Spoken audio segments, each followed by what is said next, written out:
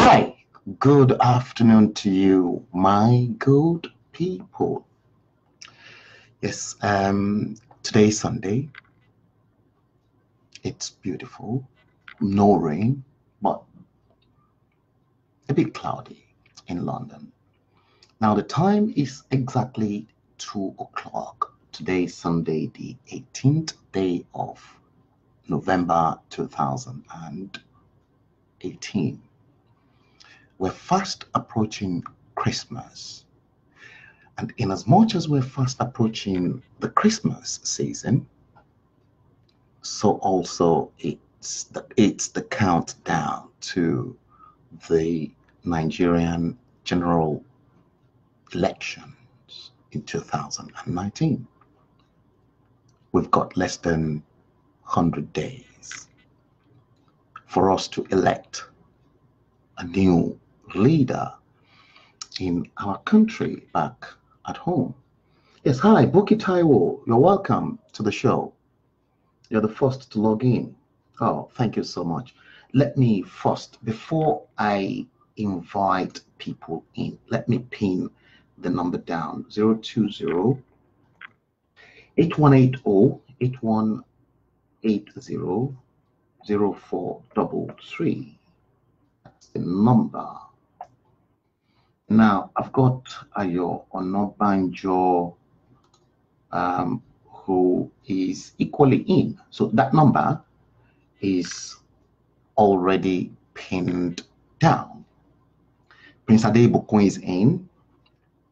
So, but in the usual style that we normally adopt, I'm going to seize this opportunity first to invite a few of those avid listeners into the forum. So enjoy this.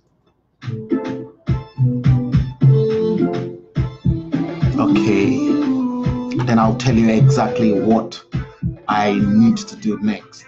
Yes, Olushola Avengers, Sholola, you're welcome. I can spot you. I won't be able to see anybody right now. Prince Adebukun is in. Yeah, Peter Price. Some people are probably in church, which I quite.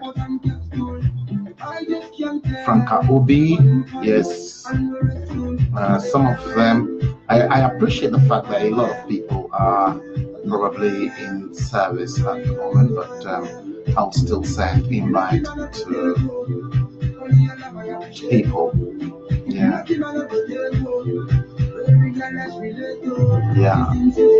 Yeah. Thank you so much. I can see that thumb up.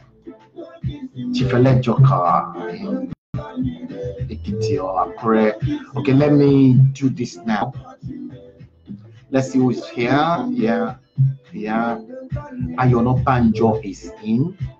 Yeah, Olushola Avengers is in. I can support come out here, but I've sent you guys other invites. Yeah, Jennifer Baseki, Bronco, Walex Adetunji, those are the Buharis. I'm not really offended. Some of my friends being Buharis, to be honest with you.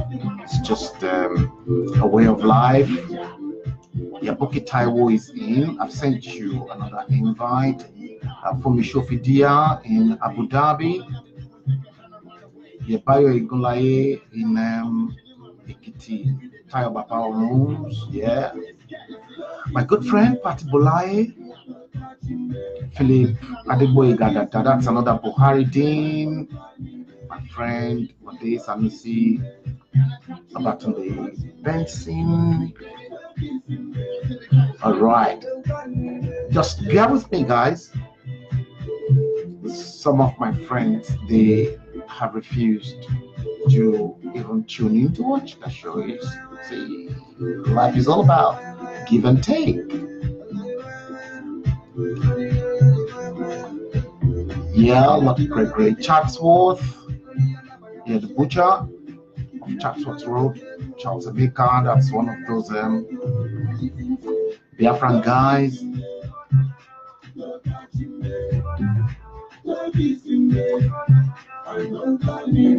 Yeah. Dr. Imafidon. Let's go to the Delta group now.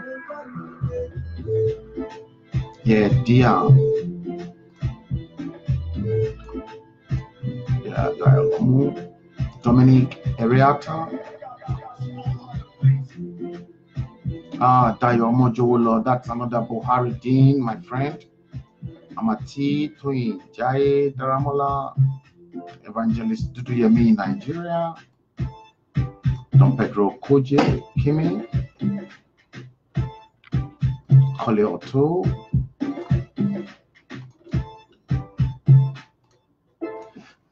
Guys, okay, that's all right. I'll just leave that. Yeah, David Chesson Adewale. Yes, that. Yep, let's go to the Echo group. Who and who? Oh yeah. Yep. Yeah. Yeah. Engineer Adewale Adenaike, Nigeria.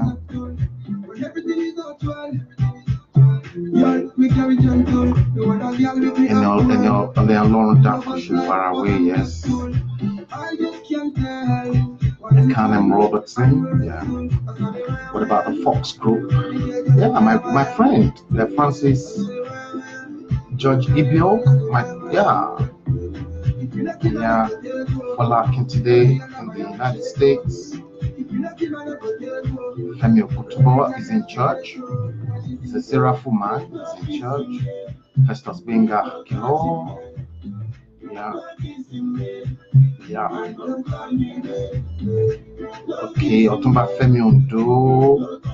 I think he's in London. I don't know whether he's in London or he's in Nigeria. Okay, let's go to the golf group now. Yeah. Yeah.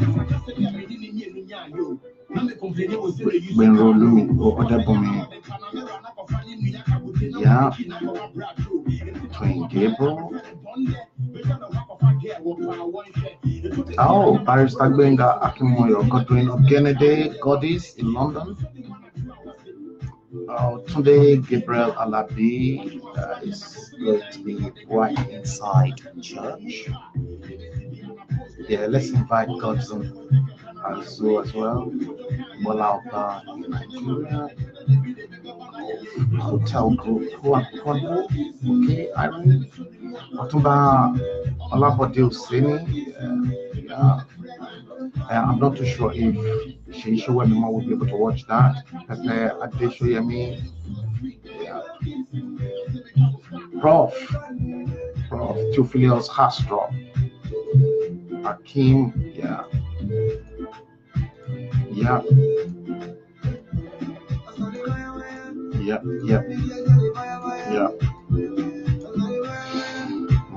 Okay, yeah.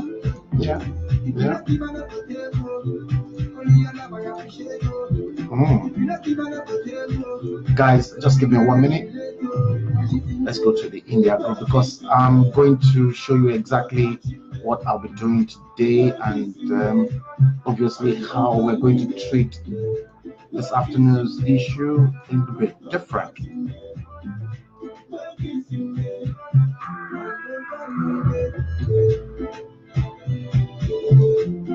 Yeah.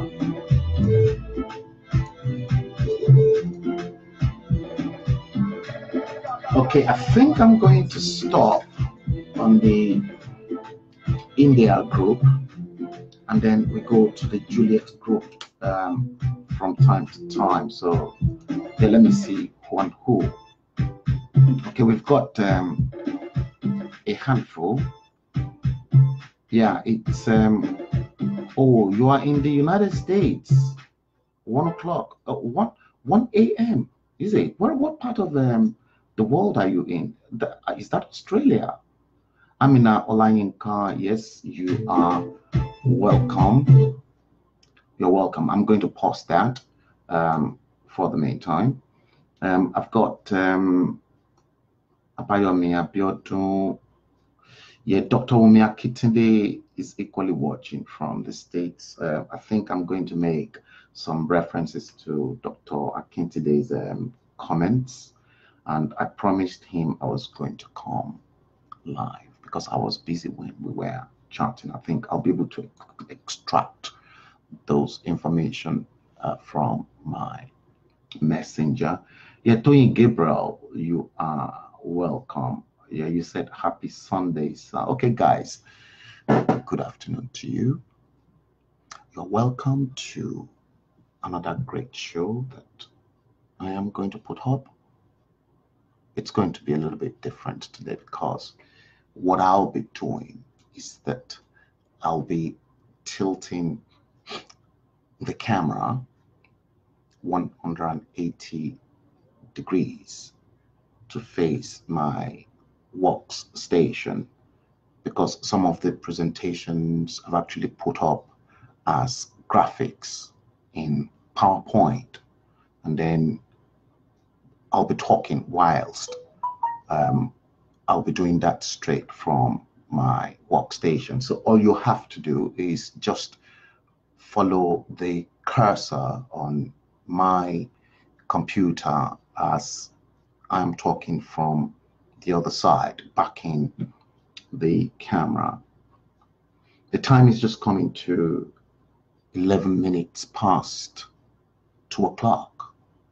Today, Sunday, the 18th day of November 2018.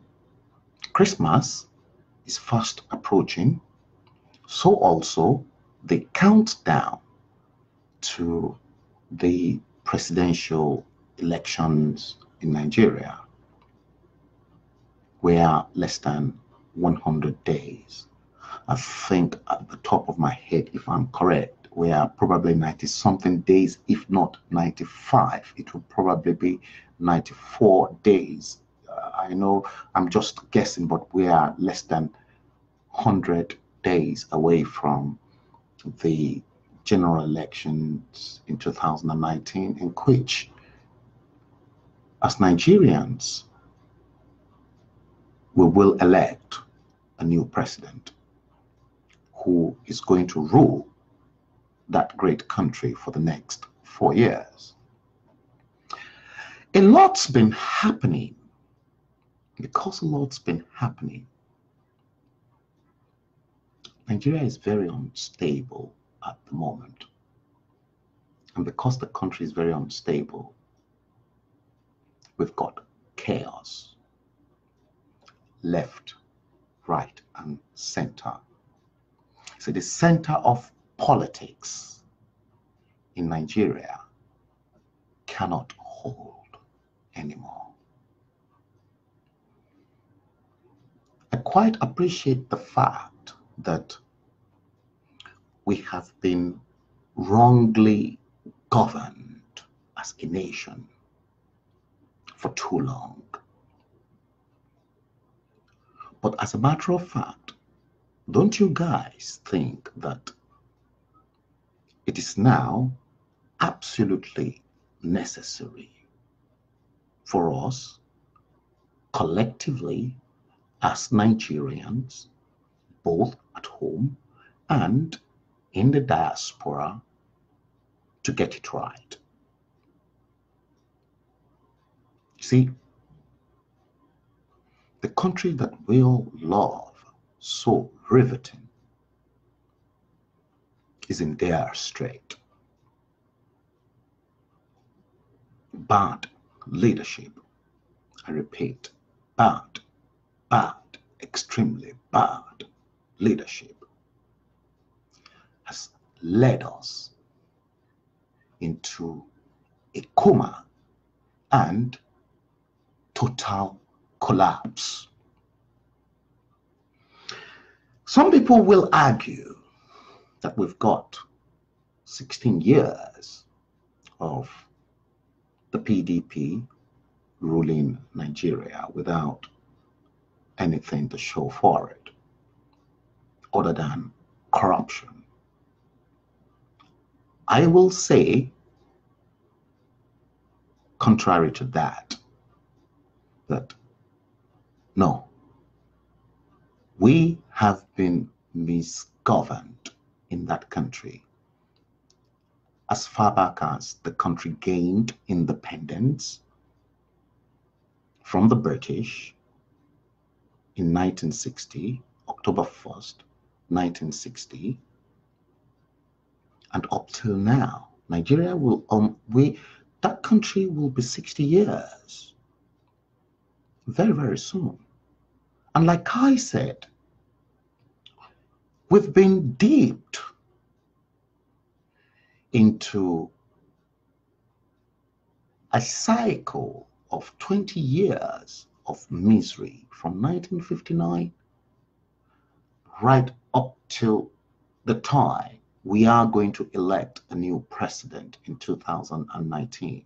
So when we look at the 60 years of misery that's been inflicted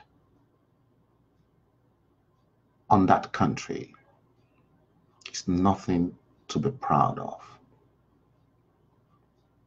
This was never the intention of what our founding fathers, the founding fathers of that great nation, this was not their dreams and aspiration for our country. See, in as much as I grow up, and many of us grow up in that country, the reason, well, my motives for putting up this strong fight and battle, even if I'm going to be killed in the middle of it, so help me God. At this stage, look, I am not scared of death. I will say it as it ought to be said. Listen, I'm repeating it, I am not scared. If they want to get me, let them get me. This is not the first time. Look, Russians are killing people on the streets of London. It won't be the first. Perhaps Nigeria will be the first country to kill one of its own on the streets of Great Britain. Yeah, but that will be a big history. That's why I am not scared. And I know for a fact, guys, I know for a fact that if I should die in the cause of wanting to salvage not only Nigeria, but the Western region, I'm a Yoruba man, I will do it. Even if I have to lay down my life, my life for it, I will do it. I'm not scared of death. I can never be bought. So guys, Yeti Adebimpe Ashabi.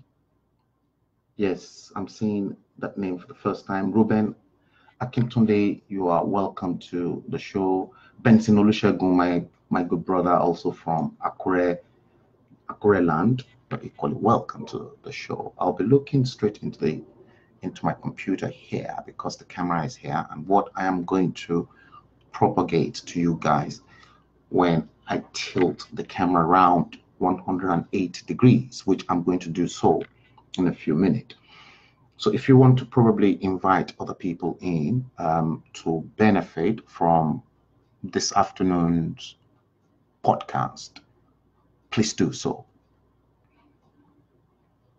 I've made it known in some of my previous podcasts as well that the revolution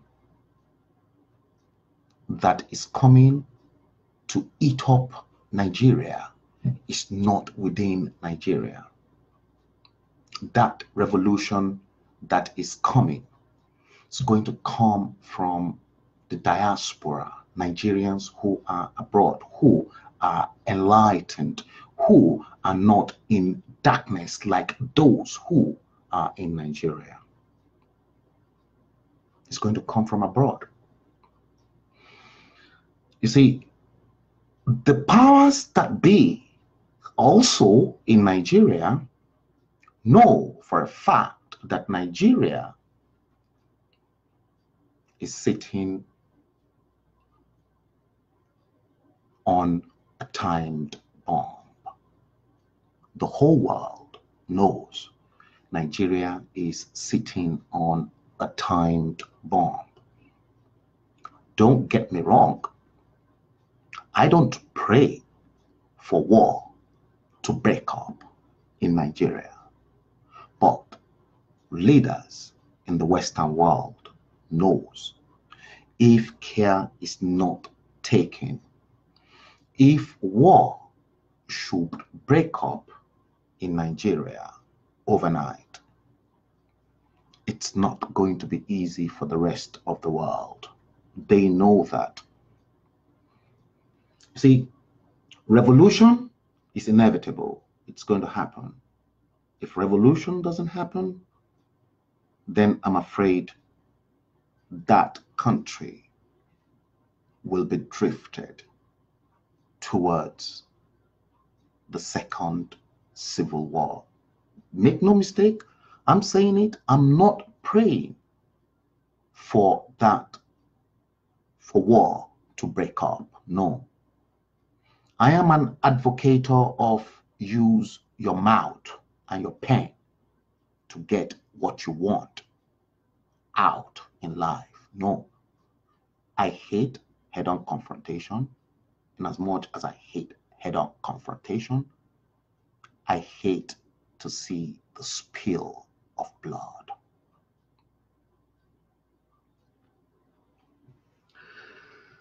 Guys, thank you very much, Yeti Ashabi, for that comment. I appreciate you too for listening to what I have to say. Look, guys, if you really want to ring in, I've actually pinned the number down. I doubt if you're going to ring. The number is there, 020-818-0433. That is the hotline to call me. Now, I'm going to tilt the camera round because I've actually assembled a PowerPoint presentation for you guys. And I'll be explaining things for you guys from the PowerPoint presentation from my main workstation. So here we go. I'm going to be behind. I'll be talking. You'll be hearing my voice. So here we go. Now you can see the first slide. This is the first slide. And in the slide, I'm going to do it this way. You can see it, I'm blowing it out very gradually, right? So that you can have a feel of what is happening.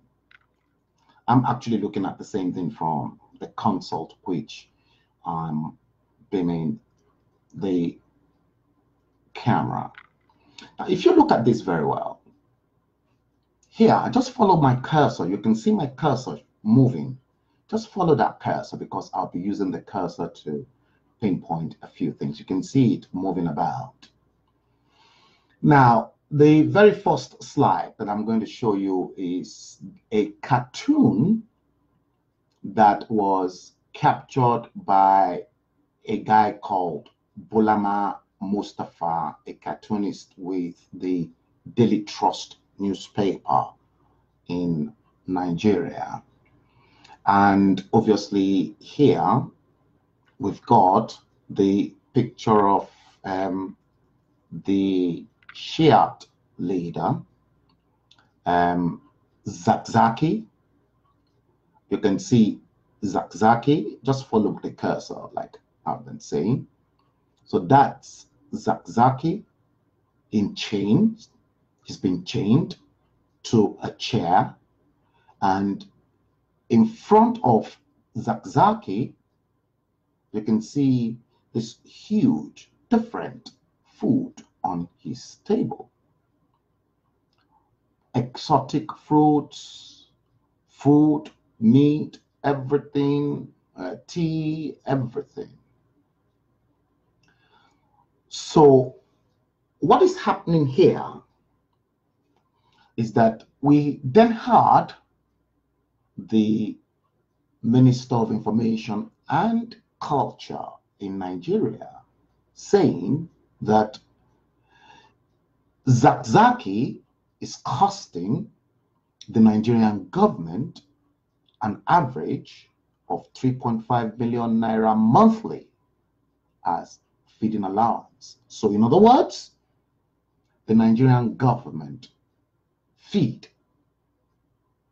Zakzaki, the Shiite Muslim leader, with 3.5 million naira every month. So if 3.5 million naira every month is spent on Zakzaki as feeding allowance, let us divide that by 4. So that means averagely in a week, the Nigerian government spent an average of about 887,000 naira to feed the Shiite cleric in prison. I'm not saying this at the top of my head. Now, let's listen to the Minister of Information and Culture. I read the same report and I took the trouble to speak. Oh, sorry about that. I read the same report and I took the trouble to speak to all concerned, all the stakeholders from the Kaduna State government,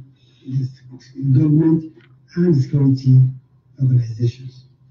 And I think it's like a case where you're comparing apples with oranges. They are not the same. Now, the truth of the matter is that Zakzaki is currently facing a criminal trial in Kaduna, and he has not been admitted to bail. And that is a fact. So people say, well, the government is, not obeying court order. I've forgotten that the Zakzaki is actually facing a criminal trial as we speak today in Kaduna High Court. So it's not a matter of the government, not respecting court order. 2, the court order actually said that Zakzaki should be, remain in prison custody.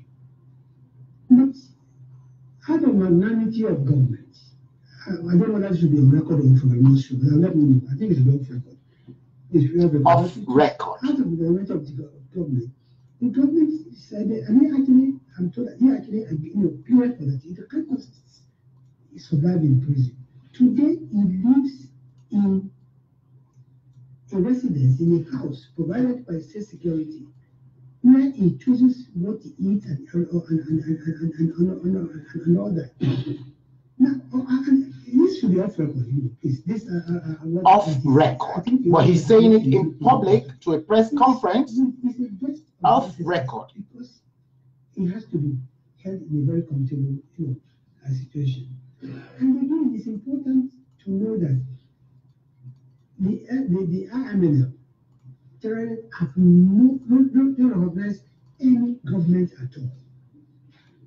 And what transpired on the 24th, 27th, and 29th is a situation whereby no government in the world will tolerate this. When you look at the history, the IMNL, as the Islamic movement in Nigeria, they have been demonstrating, they've been protesting the last 2 years in Abuja here. Anytime they are protesting or demonstrating, the police will provide, a cordon. The police would protect them. But they are getting more and more violent. What happened on the 4th of October was very, very serious matter. A convoy of the military was escorting, a convoy of missiles and ammunition from the headquarters to the Kaduna Central, depot. And they sought to take it over. And of course, no responsible army or country will allow that. In the process, few people were killed because they had to protect this, the sovereignty of Nigeria. Then on 27th, they went and actually took over a checkpoint, pelting, motorists with,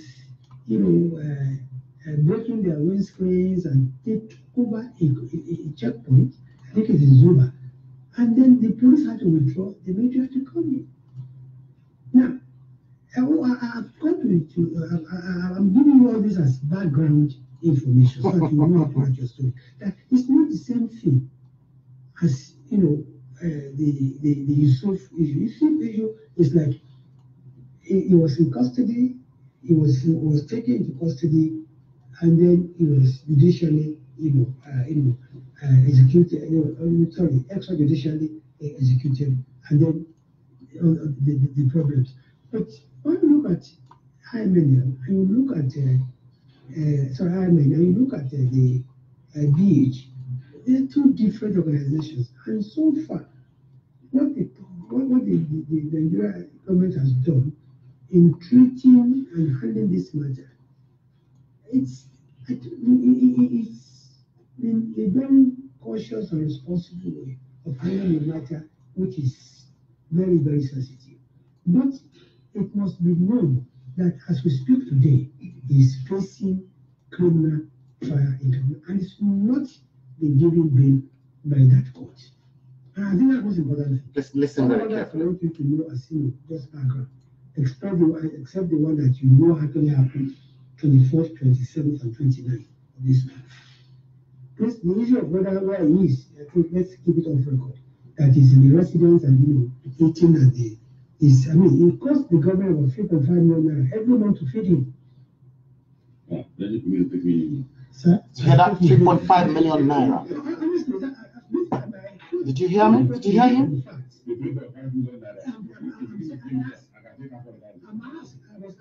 I asked.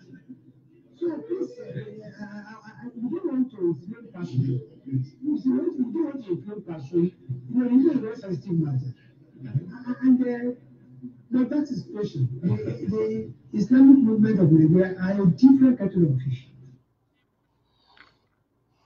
Right, I'm going to tilt the camera so that you guys can actually see my face now. See, Mr. Lai Mohammed, I'll call him.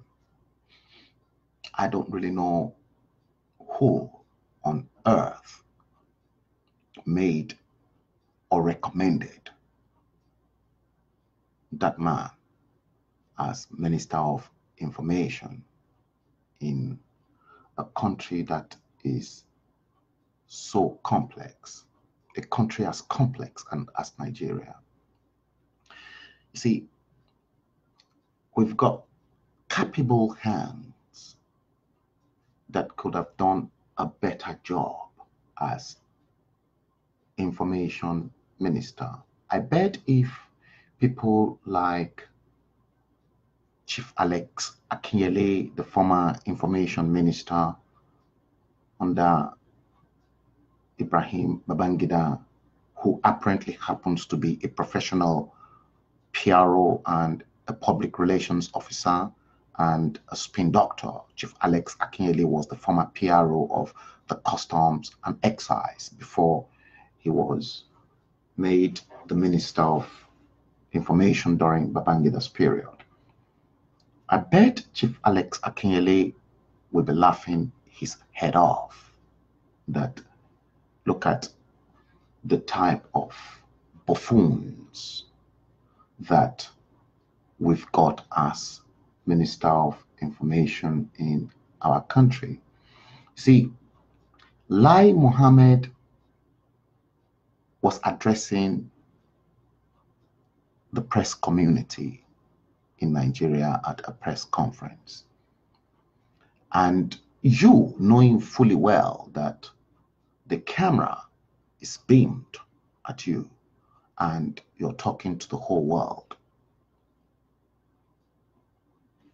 kept telling newsmen and journalists in the same press conference to keep that information off record. I find it difficult to believe that such a dunce as our Minister of Information will say such a thing in a public gathering, talk less of a press conference, off record. If that conversation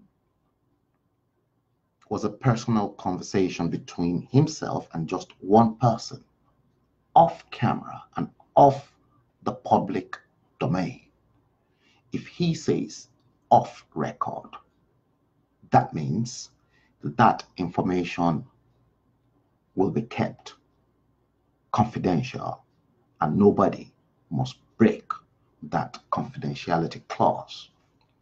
Because I've had to deal with a lot of polemic people in Nigeria, high profile people, and on a one-on-one basis.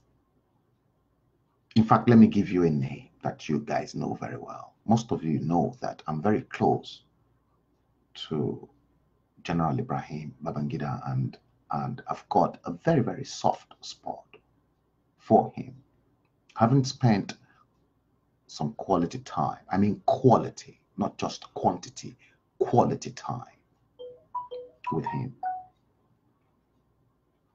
There were many things, sometimes he must have forgotten because of the way I squeeze question, because as an experienced interviewer myself, I don't ask people direct questions, no. That's why sometimes when I speak, I'll have to go like an historian to actually bring in my story so that I can buttress my argument. You see, I ask indirect questions. And when I ask indirect questions, I get direct answers to what I needed. Sometimes, I remember one or two occasions that I asked General Babangida some tough indirect questions, and he never knew, he never realized the time. He said exactly what I wanted out of him. And then when he said it, he said, "Frank, off record." But that was a personal conversation. And up till today, even if you put knife over my neck to cut it, that was confidentiality because he said off record. But because it was off record, I was privileged enough to extract those information off his chest. You see, Abiola Tejosho, you're welcome. Chief Umi Alabi, Chief Elejoka. I knew you were going to tune in from, I'm not too sure whether you are watching live from Ekiti or in Akure. Off record. Zakzaki being labeled as a terrorist because his own type of Islam is not the Sunni type of Islam that is practiced in Saudi Arabia, because his own type of Islam, the Shiite, is the type of Islam that is practiced in Iran and some parts of Iraq. So the man was locked up, and obviously our president, supposed president, Muhammadu Buhari, happens to be a Sunni Muslim. So where I see this going, when we come to look at it, because when I say to people Nigeria is sitting on a timed bomb, a lot of people think I don't really know what I am talking about. We've got three different scenarios already coming from different angles, three different issues confronting Nigeria. We've got Nnamdi Kanu from IPOB still agitating for the Biafran state. He's drawing indirectly. Nnamdi Kanu is drawing Israel into the conflict that's going to happen in Nigeria. Now, we've got a situation whereby the president, the supposed president, and Mr. Lai Mohammed, and a handful of those people who are in, well, all of those Muslims who are in government are Sunni Muslims. So we've got a situation whereby Saudi Arabia probably will back them up. And we've got another situation whereby Zakzaki is being locked up, and his type of Islam, Shiite, is Iranian. So we are opening up Nigerian grounds for Israel, for Saudi Arabia, and at the same time, Iran to come in. That is what is going to happen. And obviously, if that should happen now, or maybe the foreseeable future, if we fail to get things right in 2019, which the president-elect will have to address ASAP. Because he's got, the new president will have to address the issue of restructuring. Restructuring is not going to go away from the surface of that country. It is there and it is hanging. So we've got Israel. Probably Israel is mapping their strategy now. We don't know, because Israel works on the ground. You don't know what Israel is capable of doing. And if Israel should penetrate into Nigeria, let me tell you, they can penetrate overnight, they can do anything, and Israel will have the backing of the United States and Britain if they are allowed to come in. Then, if Israel should come into Nigeria via Nnamdi Kanu IPOB, then Saudi Arabia and perhaps, Saudi Arabia will come in and then say they want to protect their own Sunni Muslim. Iran will then come in to say they want the Shiite leader released, or play their own role that they are killing their own Shiite Muslims. Look at it that way, Nigerians. That is hovering on the horizon in Nigeria. Sen Larry Bukwola, you are welcome to the show. The time is just coming to 14:44. Today, Sunday, the 18th day of November 2018. I'll be tilting the camera right and forth. And tonight's episode, this afternoon's episode, is hashtag 2019 Nigeria Decides, episode number 10. Now, I'm going to tilt the camera around again, like I always say, and then we're going to carry on with our presentation. Now, the next one I'm going to play you is this one.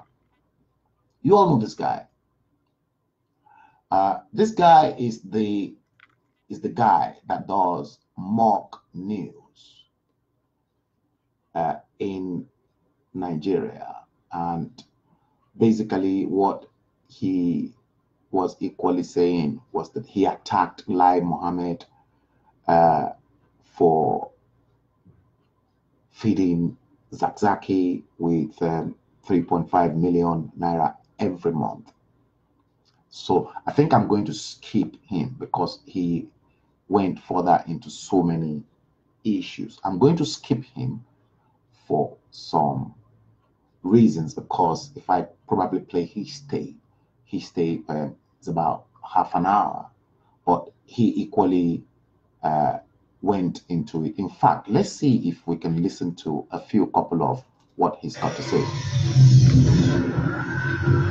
So what I'm going to do is that, well, I can't actually fast forward it. See, this is the problem with this stuff here.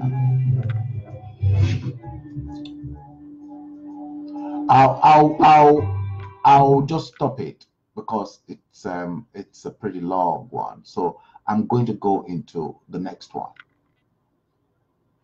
I'm going to go into this next one. Just watch the cursor, guys. Now, the two last previous podcasts, I highlighted the fact that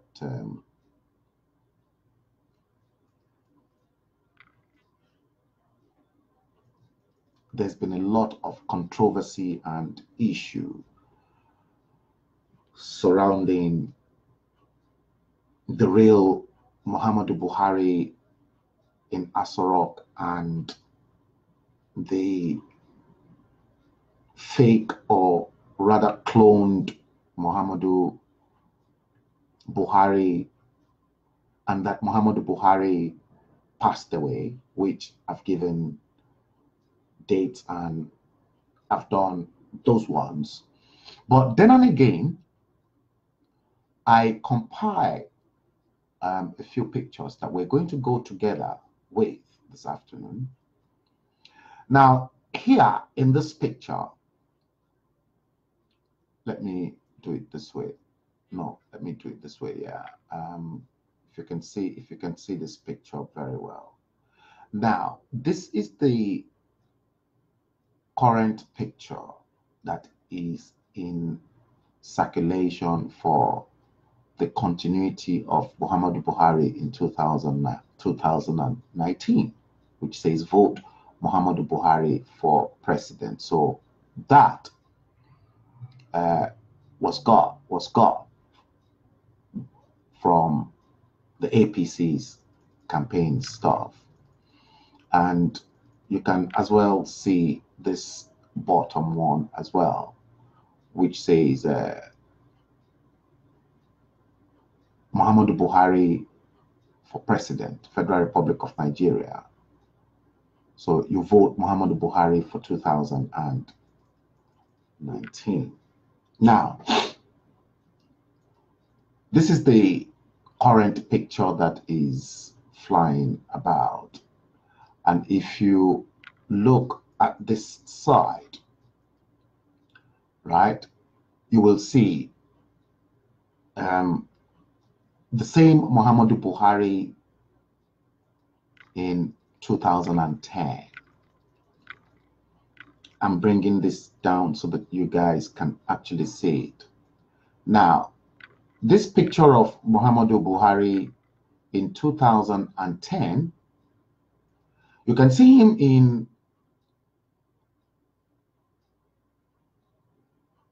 a tuxedo with a bow tie. Obviously, something is very peculiar and extremely unique to the same Muhammadu Buhari. Now, this picture was taken in March 2010. Okay, this was our Muhammadu Buhari in 2010 that we all know. And in that picture, okay, we are in 2018 now. So 2018, so we're looking at 8 years. Differences in the pictures of Muhammadu Buhari in 8 years. So here we have the original Muhammadu Buhari that we all know. That is his true picture. So one thing is certain, when you look at Muhammadu Buhari's outlook, the man's always loved a cat frame. So that cat frame was his facial hallmark. So cat frame. And all I know is that his lenses are equally reaction. So now we can equally see the same Muhammadu Buhari in here. If you can see that very well, let me just do that this way. So here we are in the same, probably the same suit, but with a different tie. Yeah, I think it is the same suit, but different tie with the same cut frame. Now, take a closer look at his hand, the shape, the form, and everything. Look at his face very well. Look at the structure of his face. And something is very certain about that same Muhammadu Buhari that we all know.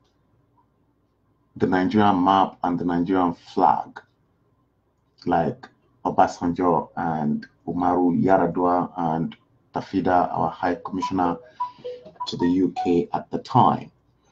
Yeah, they all had. In fact, Tafida gave me one of these that Buhari's got. I've still got mine, that crest with me. And I think he gave some of us the press fraternity at the time. So when he was our High Commissioner. So with you having that, that means you've got Nigeria close to your chest. Now, let's go back to this. We go back to this one. There's nothing to show us that there is a crest, I mean, the map of Nigeria in that unit, in these pictures, to tell us that, so that is who they are projecting to us. So I'm going to go into the next one now for you guys. Now I'm on the next slide here. Now, equally here was a famous picture of the same Muhammadu Buhari that we all know. You can equally see the frame. He's probably got loads of those cat frames, because you can see this is a different type and that is equally a different type. Look at him. This is the same Muhammadu Buhari that we all know. And this, I think this picture was actually taken when this particular picture you're seeing on top that my cursor is on. I think this picture, if I'm not mistaken, was actually taken when he was the presidential candidate of the CPC, when he kept losing the election. So you see that and that. You see, they've got the same feature in as much as they're actually taken from different angles, right? Taken from different angles, but you can see the shape of his head, even with the cap he's wearing. You can see his eyes. You can see everything in there. The eye lobe, you can see that. Look at his ears there. They are all the same. And obviously look at his chin here too. His chin here too is correspondent to it. Everything fits. His lips, everything here matches. Now let's go down a little bit. Now here you can obviously see Goodluck Ebele Jonathan. Yeah, I can see a lot of people are actually commenting. Yes, I will be talking on that later on the issue of the DNA. Buki Taiwo. Welcome Uluwani Shegunfumi Adekoya, OJ Babatu and something, and Jory. Now this one is this picture that you are seeing here that the cursor is on is self-explanatory, because here we've got GEJ, Goodluck Ebele Jonathan, handing over the Constitution of the Federal Republic of Nigeria to the president after his swearing-in ceremony at the Eagle Square. And just immediately after that, State House released this particular picture of Muhammadu Buhari in Abuja. So this picture, if you look at this picture very well and you look at the other pictures, you see he's got the same cat frame here. And when you look at that cat frame,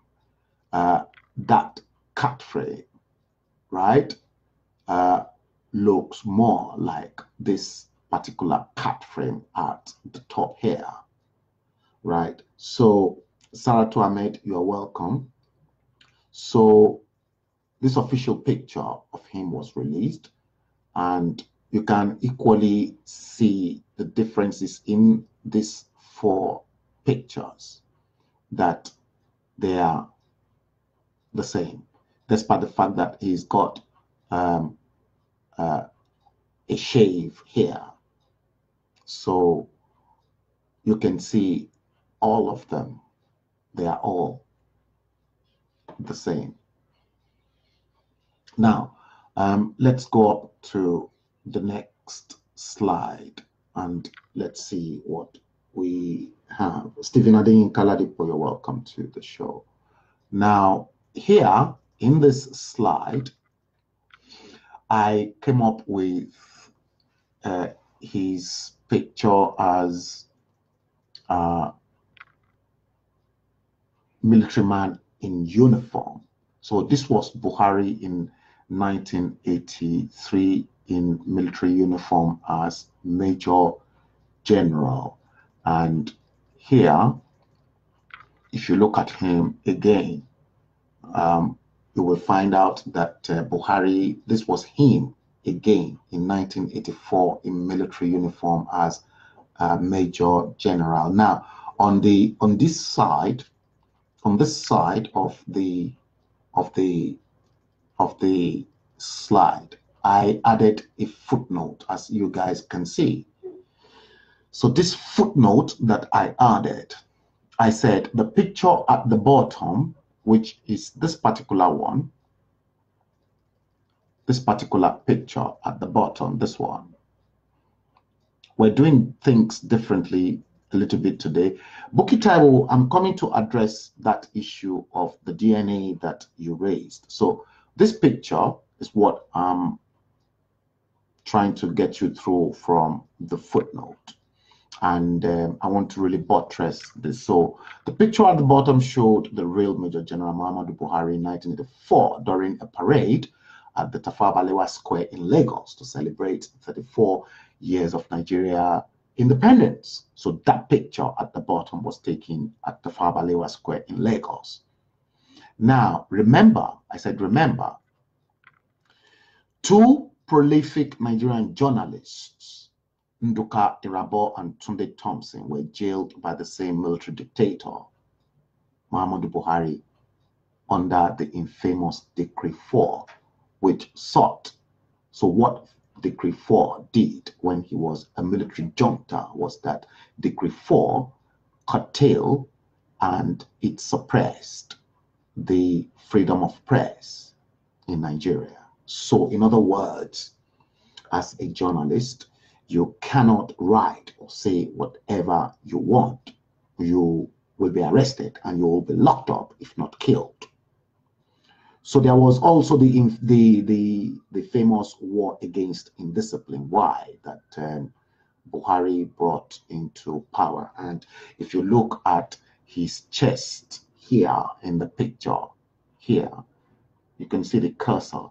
That is the crest of that war against indiscipline that many of those military leaders and everyone in government parastatals and quangos in Nigeria were wearing. Why? War against indiscipline. So you can see the other guy too in military uniform behind General Muhammadu Buhari wearing the same thing during that Independence Day parade ceremony in Tafawa Balewa Square in Lagos.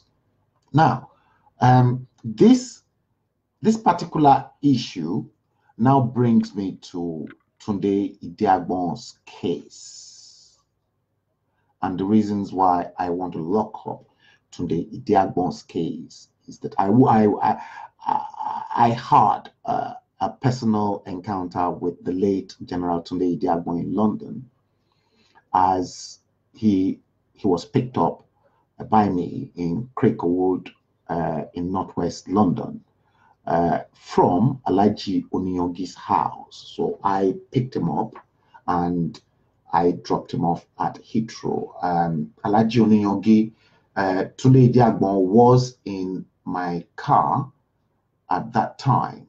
I was using a Toyota Carina Mark II at the time. So Tunde Idiagbon was in my car and Alhaji Oniyogi's wife. So Alhaji Oniyogi was in the other car. So, but to tell you how Tunde Idiagbon was very clean, he did not even had at the time a house in London. Now, remember that the late General Tunde Idiagbon at the time was in office as the 6th Chief of Staff Supreme Headquarters in Lagos. So he was the second in command to Muhammadu Buhari, whilst General Ibrahim Babangida was the third as the Chief of Army Staff at the time. So when I picked him up, what I want to buttress here was the fact that Alhaji Oniyogi's wife and Tunde Idiagbon's wife are sisters. Okay, so they're very close. And Alhaji Oniyogi happened to be a minister, a federal minister in Shehu Shagari's government. I had the opportunity as far back as that period, I think it was in 1990 when I picked him up at the time.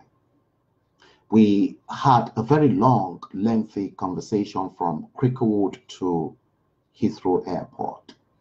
And he told me everything that was wrong in Nigeria at the time. But mind you, as at that time, I've not had the privilege or the opportunity to meet one-on-one with General Babangida because that came later.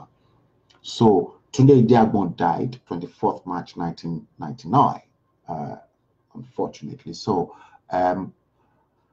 I had my reasons for actually bringing in Muhammadu Buhari's picture here, even though he was a young officer at that time. And obviously, even with his military beret and his federal coat of arm in red and everything bleeding from his head to the neck, that is the sign of a military general. They bleed all the way from the head to, they call it bleed. So they bleed all the way from the top to the neck. You can see here, you can see the same bleeding from the head to the neck. So here you can actually see the same Muhammadu Buhari, even though in his heydays that he's got the same thing. Now let's go into the next slide.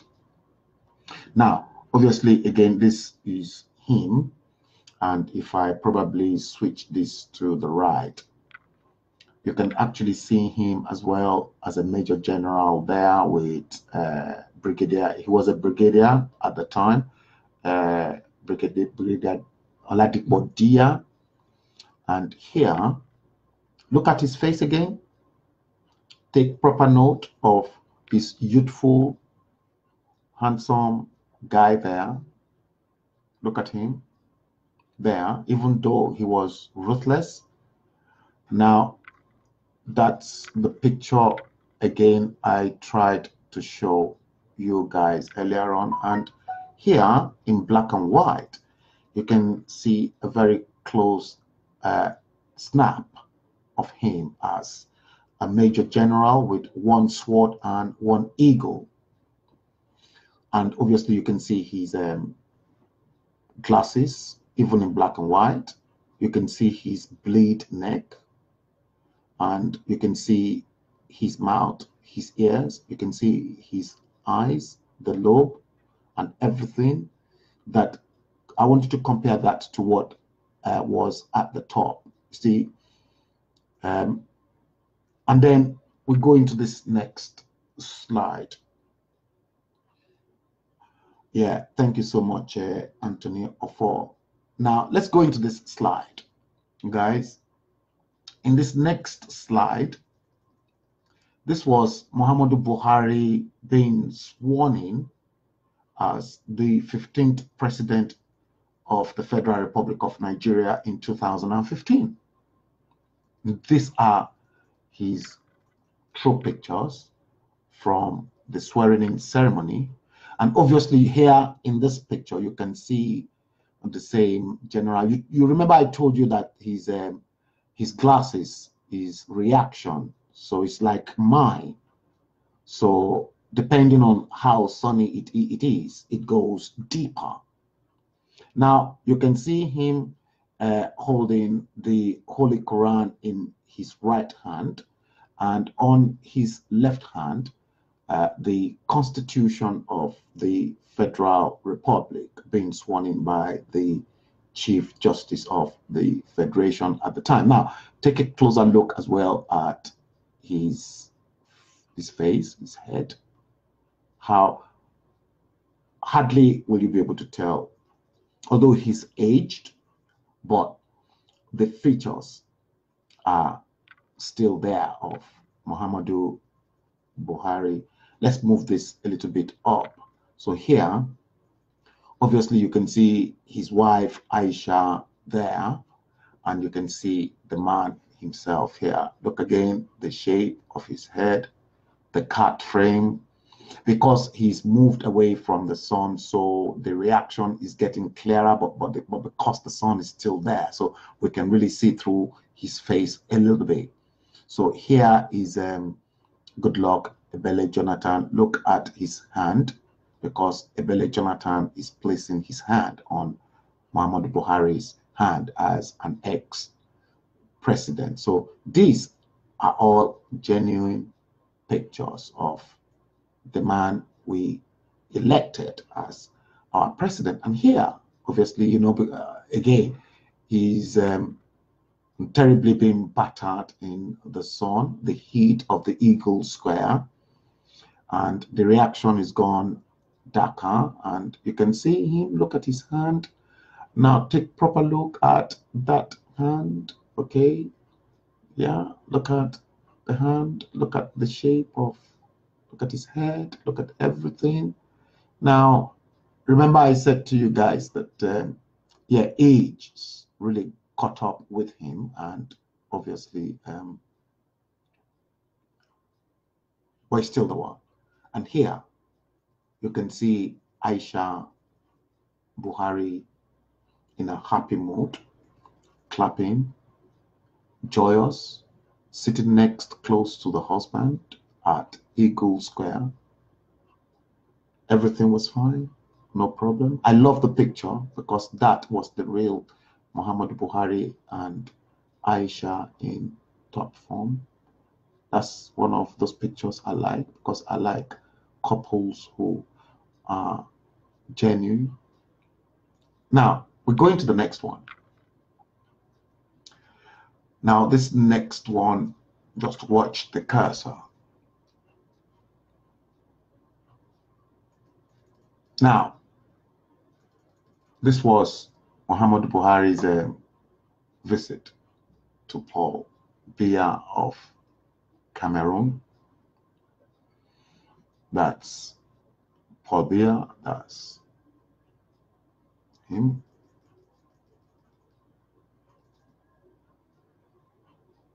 Okay.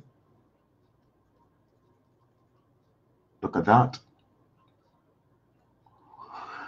We're going to explore some things, but I want you to look at the picture very well. And then we're going to the next slide. Here in the slide. Now, this particular picture was taken by somebody this particular picture that you can see the cursor was taken by somebody that I know very, very well. And this picture was taken in 2015 of Muhammadu Buhari. So I know this is a genuine picture because I know the photographer that took this picture. And here, this is the picture of Buhari at the World Paris Peace Summit. So in 2018. Now, they've given us this picture of Muhammadu Buhari in 2018 at the Paris Peace Summit. And that was in 2018. Okay, look at this picture. And then look at this picture. Look at this one. This is the current picture that the APC are using for Muhammadu Buhari's campaign in 2019. Now look at this picture, right? And then imagine this one. Look at what have they done to Muhammadu Buhari here that he's looking so gorgeous, right? Here compared to this one in 2018. All right. So what have they really done? This is the real original Muhammadu Buhari, because like I said, I knew the person who took this picture, this particular picture. I knew who took it. And look at that. So now let's go a little bit deeper. Now here,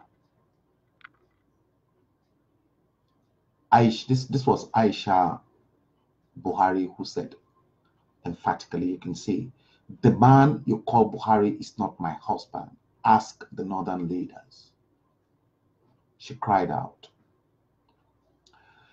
You see, if this woman that we all saw here,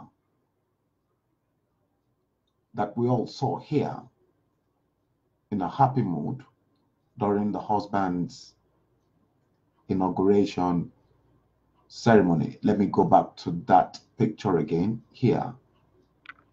See, if Aisha Buhari can be so happy a woman here, glad to be with the husband at the inauguration. Alaja Abeke Adebayo, you're welcome. Franca Obi, you're equally welcome to the show. So if that woman is happy here, and suddenly when everything crumbled, she then came up to air her view that the man you call Buhari is not my husband, ask the northern leaders. So if we look here, it gets worse. Now, this one, look at these two pictures. We've seen, they've paraded us this as Muhammad Buhari, and look, can you see the differences in these two pictures? Both are wearing the same cat frame. So if we've got a president that is this or that, depending on the angle at which you want to look at it, so how come that suddenly the APC's campaign banner on their campaign billboard shows this as President Muhammadu Buhari?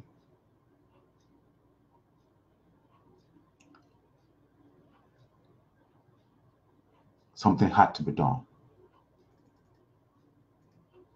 Now, listen, let's explore this a little bit more.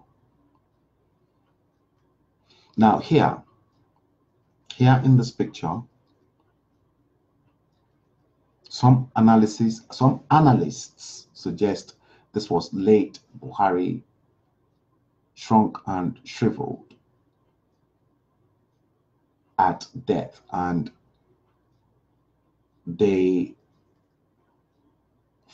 his face shrank, his hands equally shrank because of his illness. So that was the late Muhammad Buhari, and this was the impostor, Jibrin. Young looking face and hands of impostor, Jibrin. You can see his hand. Let me bring that to focus. Yeah, so, but still wearing the same Buhari's cat frame, which obviously you can get that cat frame from any good opticians, and over in London, over in England, you can get practically everything that you really want, especially because obviously the manufacturer of that cat frame can easily manufacture that same cat frame, and then lenses obviously will be cut to its size. So that, according to people, is the real Muhammadu Buhari that died in London, and that Buhari is that the man there is an imposter. Now look at this. Let's go into this next slide. Okay, this next slide, that is the same. Is that the same Muhammadu Buhari? Let me reduce this a little bit so that you guys can actually see that. clearly. Yeah, that is not Muhammadu Buhari. And that was why, now look at his hands. That's why that hand was marked. And on the right here, that is the real Muhammadu Buhari, even with without his cap, without his hat or cap or whatever we want to call it. So that was, this one here is the real McCoy, the one that we know. And this was actually used. Look at his hand at the time. This picture was taken way before he was elected as president. Okay, so that's him. That's the same Catherine. But it is very rare. See, one thing that is weird about this picture is that it is very rare, you see, to see Muhammadu Buhari in public not wearing his glasses, even from his military days as Major General.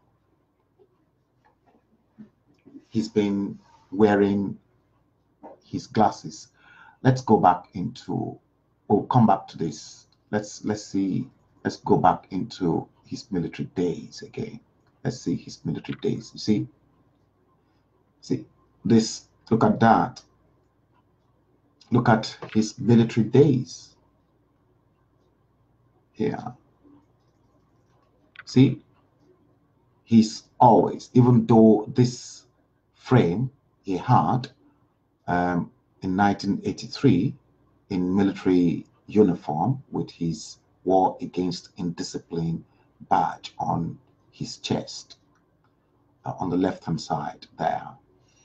So he's got probably a gold frame, but enlarged, and the same frame he had in there. So you're seeing here. So I, for one, I have never seen Muhammadu Buhari in public without his glasses.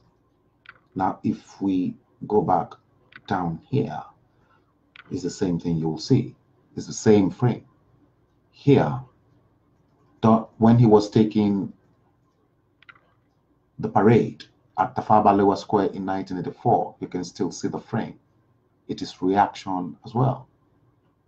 So, but to then have this and presented us this as our Muhammadu Buhari without his glasses is dodgy. See, the same shape head, but a bit oblong than the real McCoy. You can see look at, it goes like that. Look at, it goes like that. No, sorry. Let me bring this back. See? Okay, let's see this. There we are. That's what, this one is what the APC is using for their campaign in 2000. One of the posters they're using in 2019. And obviously here we've got the same man. Let me just reduce this a little bit so that we can see a handful. So here, this was during the APC convention. The question I'm going to ask is, after Muhammadu Buhari had gone through intensive operation, brain surgery for that matter, due to an ear infection, look at Muhammadu Buhari, so handsome. And look at the expression. of forms. Now, compare this current picture with the picture that was taken by my friend in 2015. Look at him here in 2015 and look at him here in 2018.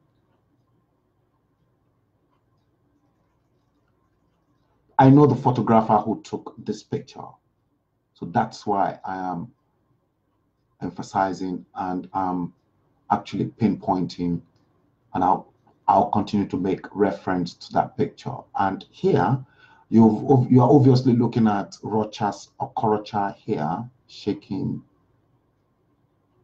him.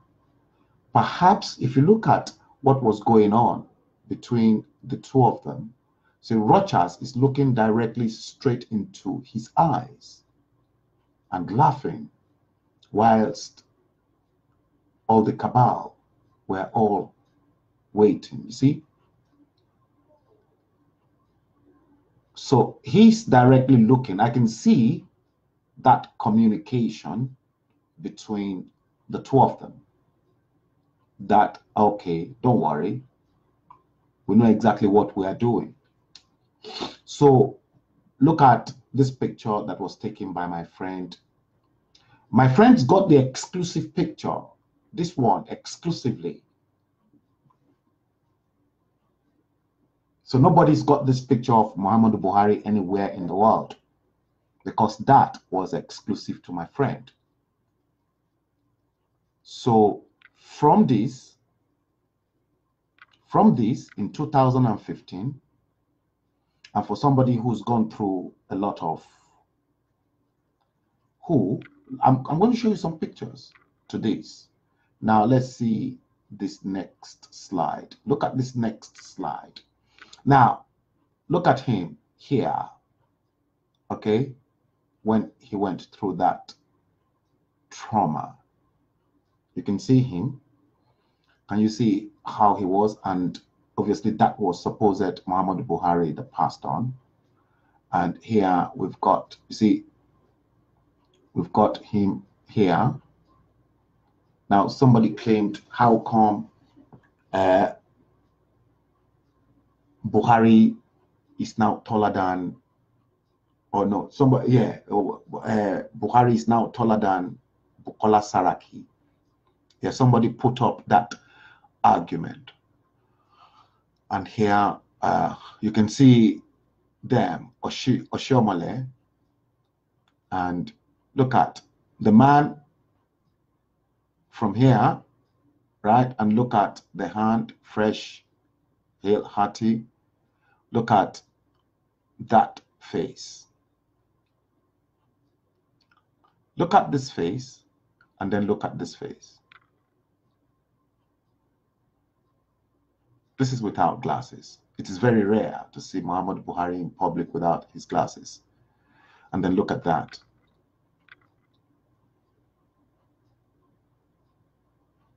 So how come he so much recovered so quickly, knowing fully well that after he went to Trump, he equally flew to England and everything, see? And here again, I'm not looking at what you guys are saying, but I'll be taking that. Here again is that picture that my friend took, and Rochas and him laughing, probably telling themselves that we know who you are. I'm going to have my own turn. If you don't give me my own turn, something's going to happen. Again, here is Rochas Okorocha with him. Look at the hand. Now compare this picture again. Compare this latest picture, this one, with the picture that was taken in 2015. These are latest pictures that you are looking at. Look at the hand. again. Look at the face. So how come after undergoing such treatment that he looked very skinny, or the same man that we all, well, look at, how come suddenly, piam, in 2000, not that he was okay, look at his face, he was okay in 2015, but age caught up with him. But suddenly a younger looking, fresher man, as you can see, and you can see Rochas again in this picture, laughing his head. So look, I'm going to go into this now. Let me tilt the camera round so that you guys can now see my face, because you have not been looking at my face. Now, let me see exactly what people are saying. Yes, Zainab Akambi Bakare, yes. Let me see those who tuned in after that. Tiolateju Orun Wense Osaro, you're welcome. Christina Bimbola, Erizia Unoifa, that's my sister from Surulere. We grew up together. Princess Moradeo Ogunlano, thank you so much for tuning in. Zainab Akambi Bakare, good afternoon. Yes, I hope you're well too, my sister. Thank you so much for tuning in. Amina Olayinka said, Amina Olayinka said, this is a precarious situation. Yeti Adebimpe Ashabi said, very good illustration. Thank you for that. Sarah Ahmed said he had no glasses, maybe because he was praying. That was wrong. I don't believe that. No, I don't really believe that. No, Buhari will never do without his glasses. Let's see what we have. Yeti Adebimpe Ashabi said, this alone is enough for people to tear down the government and demand answers. People should take to the streets and protest massively. Nigeria is a failed country. Now I'm going to, Yeti, you're right. You remember that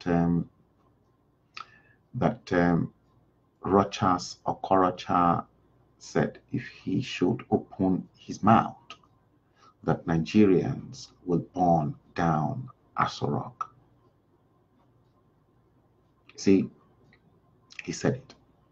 And he said it again, that if the APC failed to give him his way or his bait, that he will expose the impostor in Aso Rock.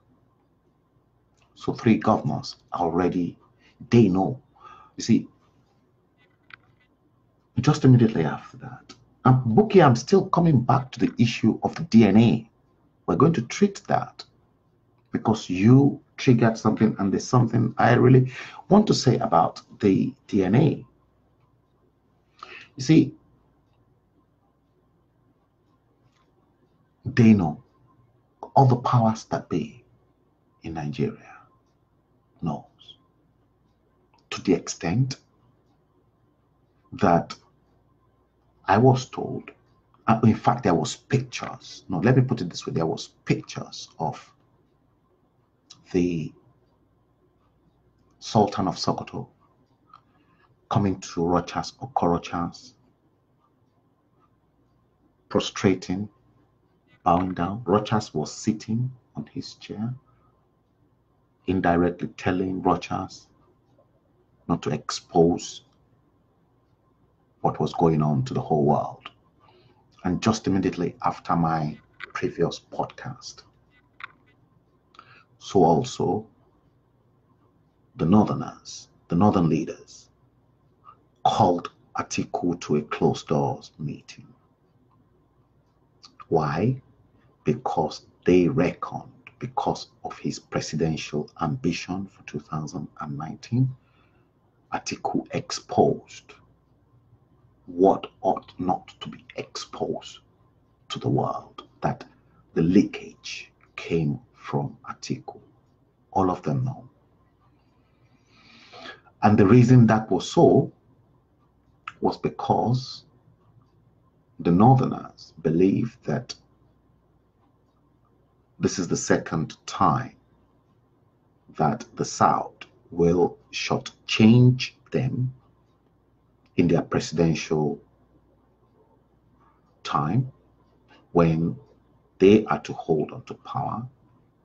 Umaru Yar'Adua was one classic example that died, and now Muhammadu Buhari. So the cabal, the Lawan Daura and the Abba Kyaris had no choice but to quickly wade in and then camouflage everything.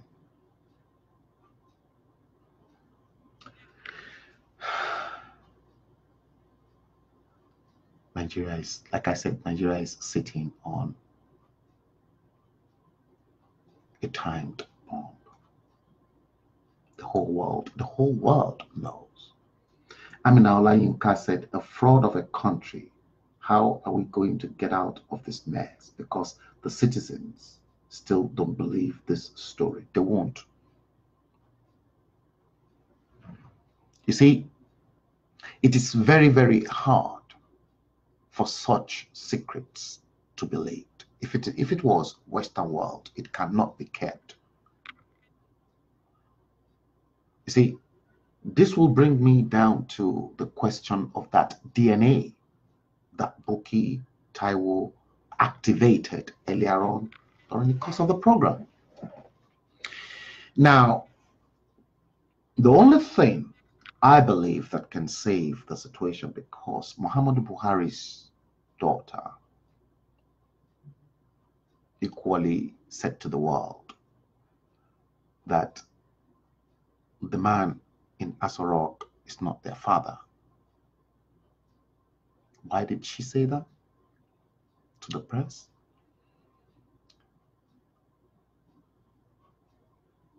The last time we heard of Muhammadu Buhari's son going to Aso Rock was when he had an accident and he was flown to Germany. And after he was treated and he was flown back into the country, he was taken straight to the State House, Aso Rock. Now, there was a clip and a picture of it that went viral. See, because I knew exactly what was in my domain and I was keeping it until the time will arise for me to make proper use of it. So what I did was to study and analyze the picture of the son who went for treatment in Germany and then returned. And then looking at the interaction between the two, you will know that something is not right for a father and a son. Something was wrong because there was no bonding, there was no chemistry, and you know what you would expect a father to do to a son. You see, let me tell you, I have seen Mohammed Babangida and in his dad's office. In fact, as big as Mohammed Babangida is,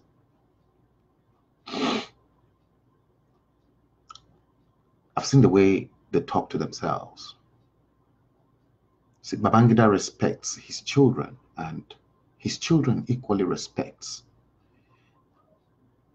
their dad. As big as Mohammed is, See, you will see the fatherly bonding and connection between Mohammed and his dad, Ibrahim Babangida. Because I remembered in one of my sessions with IBB in his office at the Hilltop, we were chatting normally, and when I chat with IBB on a one-on-one personal rapport, it's a one-on-one personal rapport.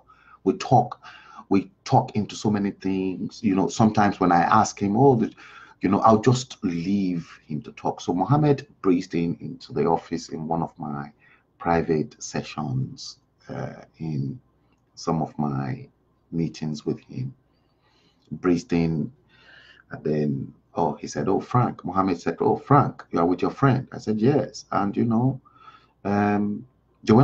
Mohammed was not even speaking in Hausa to his dad in my presence.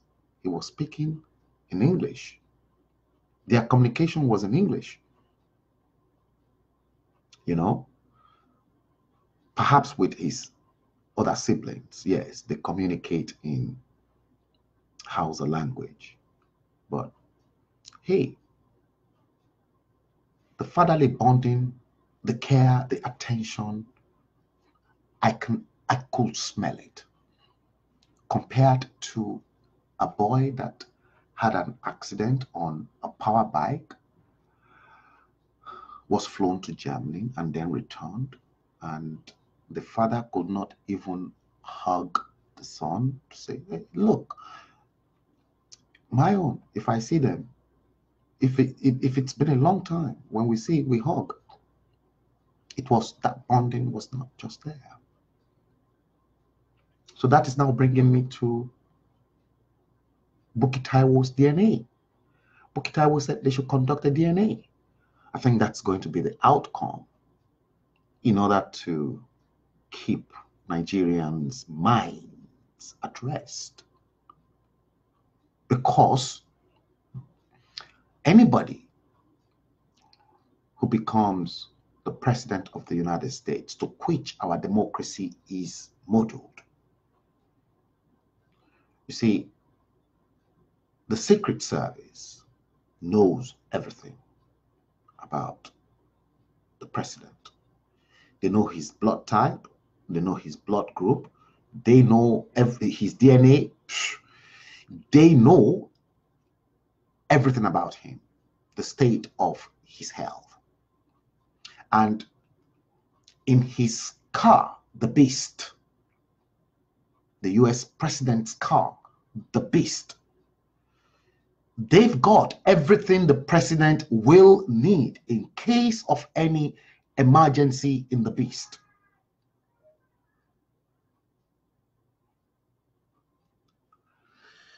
You see, the question of the DNA, then if Nigerians are probably concerned, let them conduct a DNA test. In fact, I was speaking to a friend earlier on today. I'm still going to take more comments. I was speaking to a friend earlier on today who said, with a country that is as fragile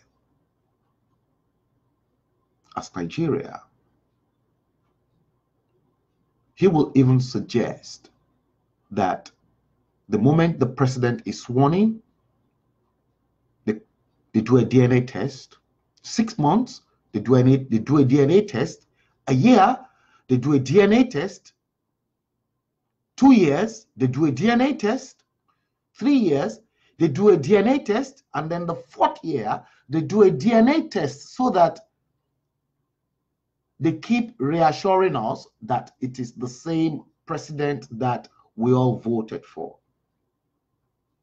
Nigeria is too sophisticated, and it's going to get sophisticated in the next few years.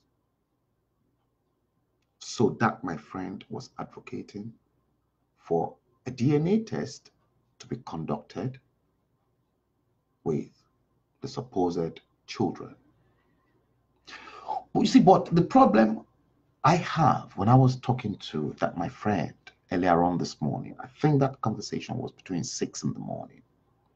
And it was that my friend as well that actually called my attention to the fact that somebody had already uploaded my last podcast on YouTube and it's gone viral on YouTube.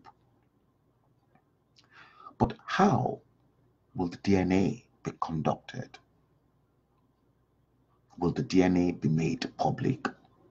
And will the authorities in Nigeria be sincere with the conduct of the DNA test?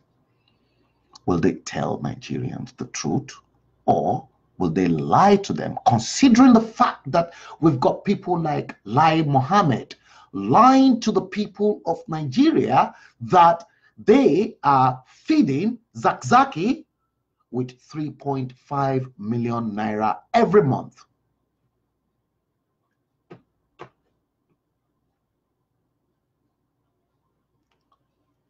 Will they lie to Nigerians? Are we ready for it? Rather than an impostor like Rochas Okorocha said, why can't we just get rid of them completely?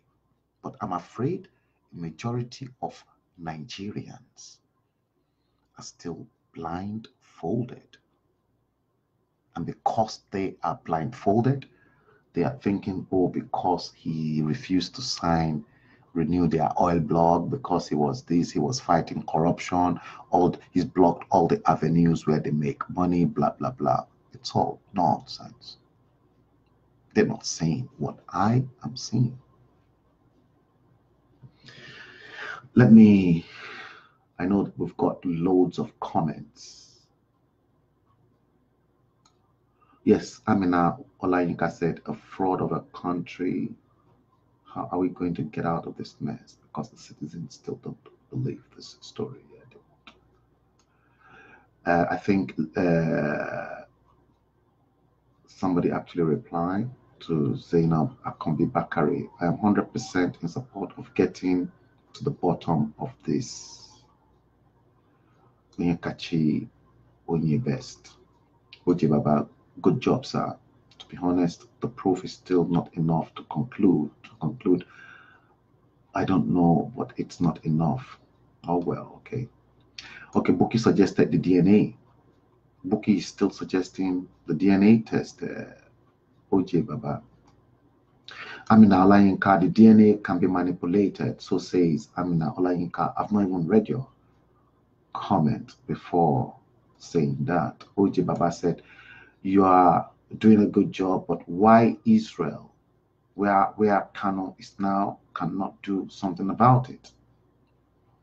I think I spelled out Israel, the connections between what's going to happen, because what Nnamdi Kanu is trying to do is to bring in Israel to the soil of Nigeria.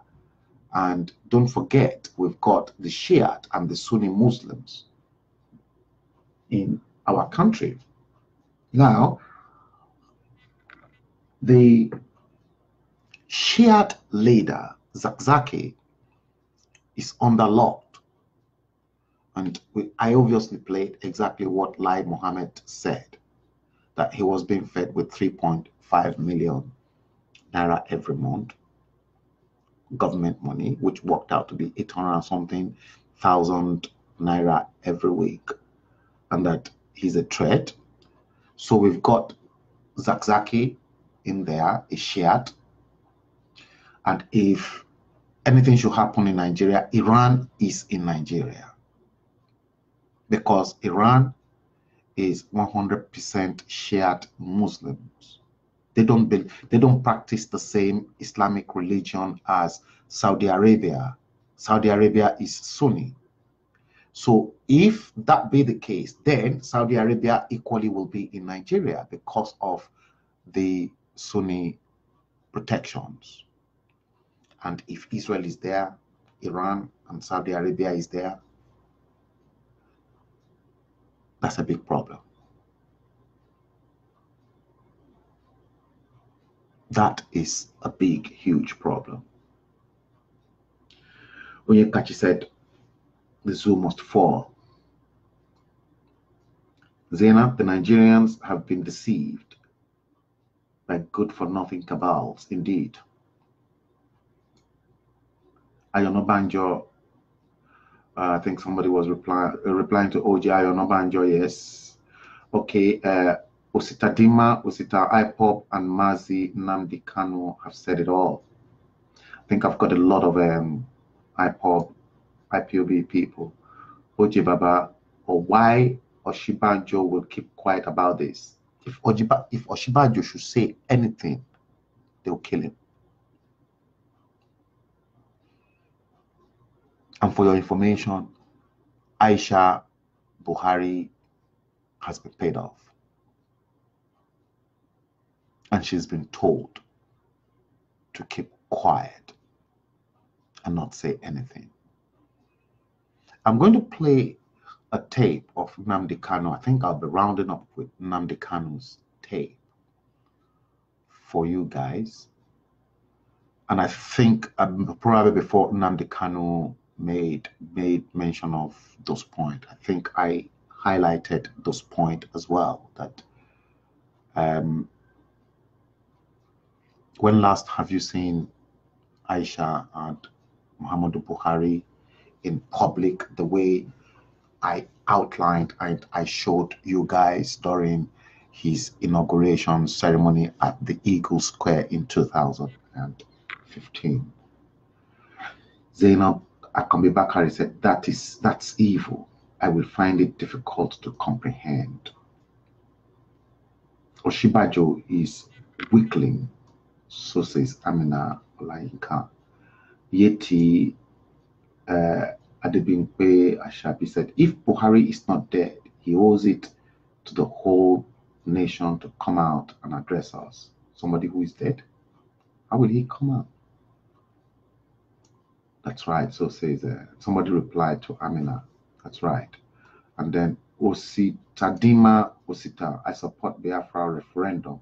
I even support it. Look, I'm in support of them. In fact, let them throw that referendum. I don't know why they're not throwing it. Amina Olayinka, somebody replied to Yeti, Amina Olayinka said, the cabals don't intend to address us. They still believe that they have held us in bondage, correct? Replying to Amina, Zainab Akambi Bakari said, big shame on that one errand man. And he called himself, okay, here we are, OJ Baba, but why PDP don't come out? They won't. Atiku knows, every one of them knows. They know the score. Replying to Amina, Zainab Akambi Bakari, big shame on that one. And he called himself a man of God, OJ Baba, and used this to campaign. And where is Obasanjo? Obasanjo equally knows. They all know. Franka Obi said we need DNA and mental test of Buhari. Replying to Amina Olayinka, like we Muslims expressed, Semi Allahu Hamidahu, it's only God that knows his own, indeed. Sister Bukola Murakiyo, you are welcome. Zainab Akambi Bakari said, if DNA test is refused, then lack of trust in Buhari's government should be declared. Amina Olayinka, what is worse than an impostor from another country? For liking today, you're welcome. Olusegun Olushola, you are welcome to the show. Look, I'm going to play this tape now.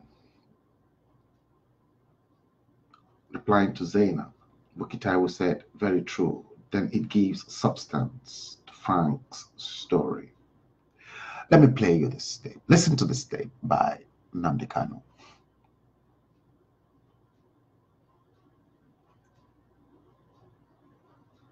It's coming up. I will tell you to know. Go and bring Buhari's former pictures and compare it with the Jubilee that you have in front of you. And then you will understand what is happening. You will come to appreciate what Radio Biafra is doing. Go and tell your people not to vote next year, because the person you are planning to, whose name is on the ballot paper, is not a Nigerian. He is from Sudan. Listen. That is a fact. Some of you may remember that Prince Charles came to the zoo. He did not come to the zoo.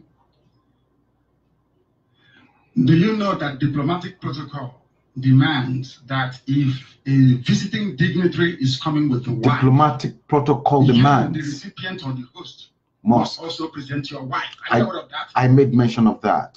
Why is it that Prince Charles was at Aso Rock with the Duchess of Congo? Is that correct? Camilla Parker Bowles. Sorry, Camilla now Winston. Did you see Aisha anywhere around there? But when Prince Charles went to Ghana to go and see the king, you know where he was sitting, and the king was on his throne or his stool, I don't know what you call it. Did you not see the wife, the queen, speaking to Camilla Parker Bowles or speaking to the Duchess of Cornwall? Did you not see it? Yeah. Where was Aisha during the visit of Prince Charles and Duchess of Cornwall? I addressed that. These are the little things that you need to look at. It's like I addressed that from the aircraft. That should ring a bell. I observed it. You is aware of that. All of a sudden, Bukola Saraki is now taller than the president. When that wasn't the case before. You see? At least they are the same height. Buhari was slightly taller than Saraki. At least the same height. All of a sudden, Saraki is now taller than Buhari. Did you hear that? Huh? What about America Wonder? It's a miracle. A very big miracle. Unbelievable. Unbelievable. Then we must continue. This is Radio Biafra. Wherever you're listening to us from on this very planet, it is a privilege, because here we speak the truth, the whole truth, and nothing but the truth. I have not done anything to the Zoom, but they have come to kill me. They came to kill me and they couldn't. They turned around to say that I ran away from their country. You see how foolish they are? So when Tinubu ran away, being pursued by Abacha, didn't run away. You know, Yoruba media, he didn't. No, he didn't. No, Soyinka did not run away. No. General Akinwumi did not run away. He said, General, no. He ran away to London and US. No, he didn't. But because Nnamdi Kanu is fighting for Biafra, so let us make a mockery of anything he does. Lagos knows each.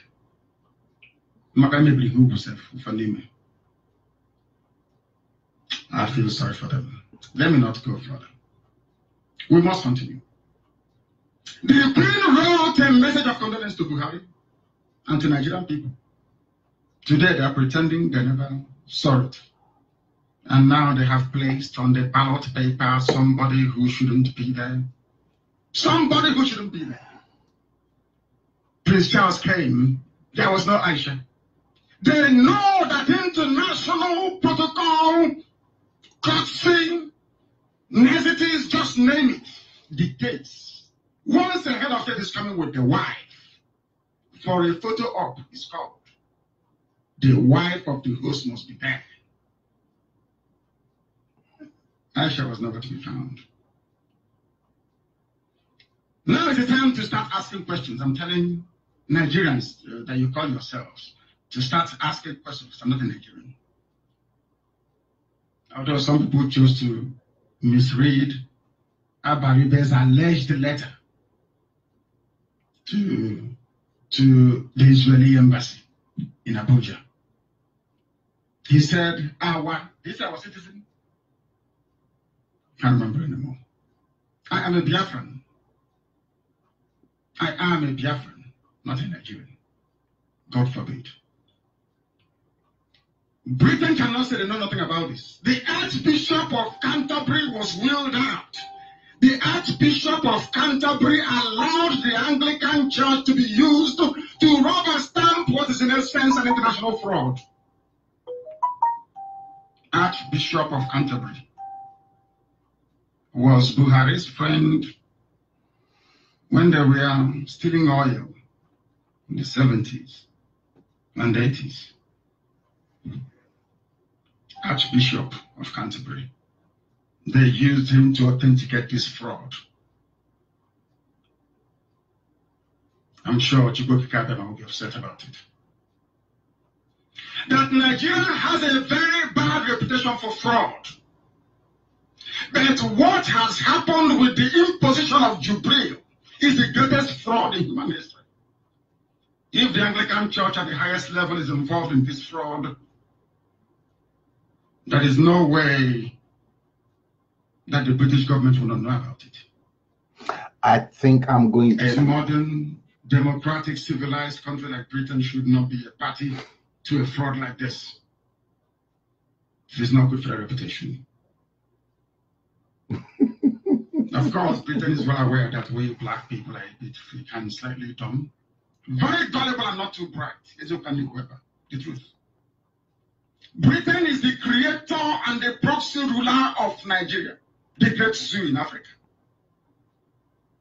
I ask, is it not the duty of Britain to at least put a largely ignorant population on the path of the straight and narrow? Buhari is dead.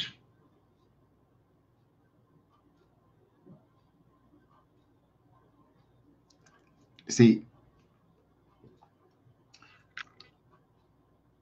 there are some statements that I think I ought to correct Nnamdi Kanu, because I think I am far more older, perhaps a big brother to him, because I had seen information that was being unraveled in my presence, which probably he was not privileged to see, considering his age. I respect Nnamdi Kanu's passion to keep fighting for the state of Biafra. There were some facts that he made known, and I think in my earlier conversations this morning, I'm not too sure whether it was this morning or yesterday with another of my friend, on the issue of Archbishop Justin Welby, the Archbishop of Canterbury. So I made it known to that my friend on the phone that before Justin Welby became the Archbishop of Canterbury, he's been involved in oil and gas business. Perhaps he must have been dealing with Muhammadu Buhari whilst he was the Minister of Petroleum in those days, and they knew each other. Perhaps they must have transacted some deals within themselves at the time, which then buttress their friendship when the real Muhammadu Buhari became the president. For Nnamdi Kanu to say that the British thinks that Nigerians are dumb, I don't really think so, because the British knows that we're probably the smartest people on the surface of this planet. Because I'm not going to put down Nigeria to that level. We're very smart. And when you look at the NHS in England and Wales, it is filled up by both Nigerian doctors and nurses. So we're very smart people. But the fact of the matter is the cabal are holding that country to ransom. Like I said, the problem we have in that country is bad leadership. He made mention of the fact that Aisha Buhari was not there, and the protocol demands that at least, not that his wife died and he refused to remarry. Take your mind back, guys, when Ibrahim Babangida was military head of state, military president, and when Olusegun Obasanjo was equally president. Olusegun Obasanjo had Stella because that position demands that, yes, he's got wives, so he's got to present somebody. So Obasanjo presented Stella as the first lady. He had his reasons for presenting Stella as the first lady. We all know throughout Ibrahim Babangida's period that Miriam Babangida probably brought a lot of glamour to the office of the first lady. And there's nowhere on the surface of this planet that Miriam Babangida will not follow the husband. And even if there are state functions, Miriam Babangida will be there. Even if the visiting president does not bring a wife, Miriam Babangida will glue. Miriam Babangida and Ibrahim Babangida, those two are like glue to each other. But Aisha was not there. I think somebody made a comment above here that, yeah, welcome Alaji Aziz Salami. I'm sure you are one of those Buharis as well. Princess Lawal Omo Charming, you're welcome. Princess Lawal said, you didn't get notification. Wow. Maybe I need to add you as a friend and I'll keep sending you, get it. You were late coming on. Yeah, maybe you want to watch that. Alaji Aziz Salam, you're welcome. Zainab Akambi Bakari said, Aisha was in the other room. I'll get you, got you now. That was the reason why she was not there to meet the royals. Okay. The other room when Muhammad Buhari was with Angela Merkel and they asked him a question and he said, no, bedroom. Also, she's sleeping in the bedroom. Okay, got you now. Princess Lawal Omochami. So you said, Yeti Adebimpe Ashabi said, where do we go from here? That is a very good question. Nigerians, we need to keep educating Nigerians. Education, education, education, education. What you are getting, a lot of Nigerians are in darkness. Mainstream news media are not even allowed. You remember I did make mention earlier on that Buhari clamped down through Decree number 4. Those days when he was a military junta, that there was no freedom of press. In fact, 2 journalists, Irabo and Thompson, were jailed at the time. Babangida took over power and then changed everything. Made the freedom of press, give the press the freedom to do as they want. Replying to Yeti Bukitawu said, we are in God's hand. I think you're right. Replying to Yeti, Zainab Akambi said, I don't know. God have mercy. Bukitawu is laughing. Replying to Yeti, Bukitawu said, DNA test.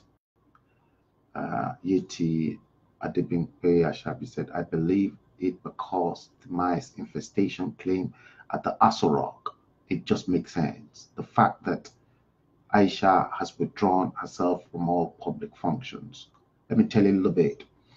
In my last podcast, maybe you want to watch that, I did make mention of that and the reasons why they claimed the rodents that infested the State House was because when the cloned Buhari was brought in, his fingerprints could not open any of the president's office. See, so in order to give them time to change all the security apparatus within Aso Rock, that was why they came up with that nasty bit of news that rodents infested the president's office. You see, I have lived in some of, at least I know for a fact that at least I lived in some people's homes in Nigeria. Okay, perhaps you will see rodents roaming from their soccerways, their septic tank, maybe on the street, but not within their homes. So those homes were so secured, especially those exclusive homes. You cannot see rodent. So if people who are in the middle class of the Nigerian structure can control pest, can carry out a pest control within their household. Some households, like my brother's house, he's got pest control literally in every part of his building outside. So you cannot even see rat or anything coming near it, coming near the house. You look up, I never saw any rats or mice or whatever. So talk less of our president, Aso Rock, rodents inside the president's office. It's all bullshit. It's all bullshit. What they did was to buy time so that they can put in new security doors and entries so that the cloned fingers can then be recalibrated into the system. That's right. So that answers, that's why you made mention of that mice infestation. I've explained that to you. Education. Most Nigerians are too ignorant, so says Zainab Akambi Bakari. Yes, and that is why they deliberately destroyed education and they've taken out history from the curriculum in all Nigerian schools, because history will never judge these people right. I did history, I did social studies, I studied history, I studied literature and English. I love to read. But they've taken everything out. They deliberately did that because they know exactly what they are doing and what they intend to do, because they know, look, they know Nigerians don't read. How many times, look, if you come in, look, left, right, and center in my car, in my house, is books. In my bedroom, books. How many times have you ever seen a Nigerian going into the bookshop to buy books of what they like to read, and then they settle down to read it? Nigerians only read to pass examination, but to read and to gain individually from authors, they don't. Ask people, when last, look, I've gone into bookshops and I've bought some of the books I used in literature back in Nigeria. Peter Abrahams, Tell Freedom, Chinua Achebe, Things Fall Apart. I've bought No Longer at Ease. I've bought The Trials of Brother Jero by Professor Wole Soyinka. Look, these are fantastic books written by African writers in a language that African children will understand. But people will not read it. I read English authors too. I've got loads, look, around me, all over, books. We don't read. We don't come, Nigerians don't come from a reading culture. And that is why the white people will say to the black people that the secret to the world is documented. It is only the white people that are able to find where God deposited those secrets, and that black people will never read to find it. But I'm not the type of a black man. I tell you what, if anything is good for the white man to read, I will read it. I've read many. In fact, guys, I've read many books I'm not even supposed to read.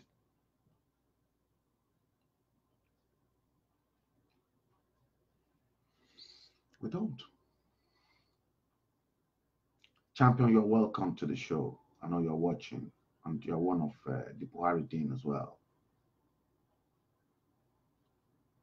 And Adil Francis said, I am ashamed to be called a Nigerian. Don't be ashamed. Be proud. I'm still very proud as a Nigerian. But the fact of the matter is that restructuring in my own dictionary is not going to go away. They have to restructure back Nigeria into its former three regions: Western region, Eastern region, Northern region. Let's keep that entity called Nigeria. I wouldn't want Nigeria to be broken up. No, let's keep it.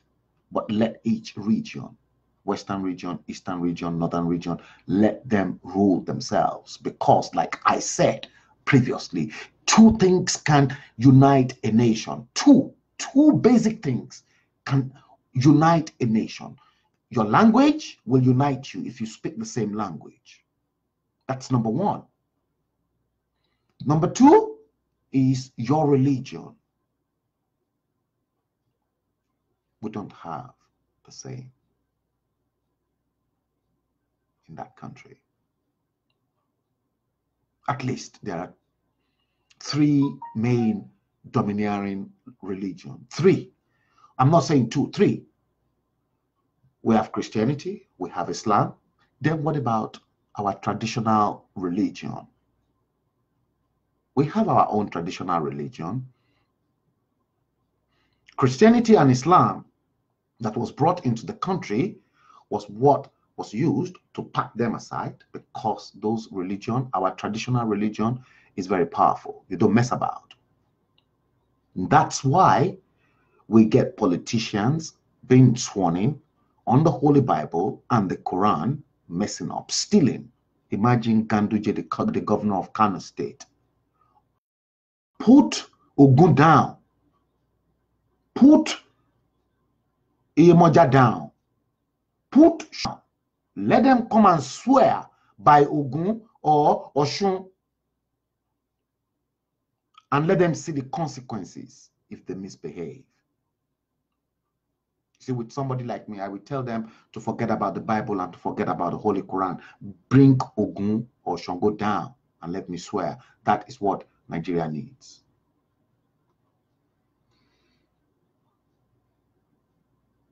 Christian man said, God bless Biafra family and friends.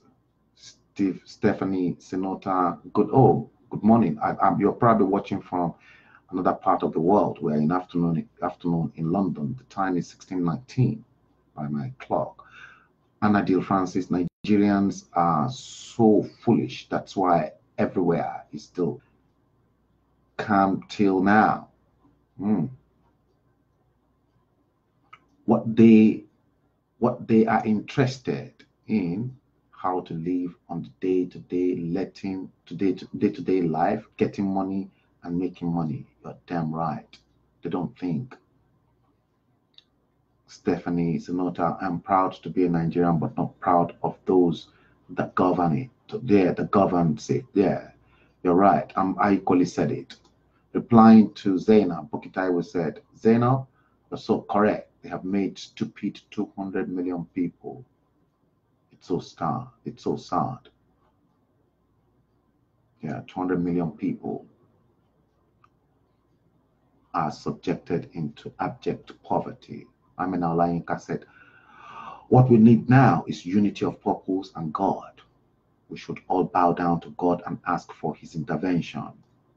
I think a man of God, I was watching his sermon, actually said that some time ago, that Nigeria should pray for forgiveness because there's too much sins. There are too much sins. Imagine politicians involved in ritual killing, political killing, that killing, blood being spilled left, right, and center in the country. What about Boko Haram? What about the Fulani headsmen? What about a brother killing brother? What about sister killing brother? It's so bad. Welcome, Alaba Yusuf, my very good friend. Is just tuning in as well.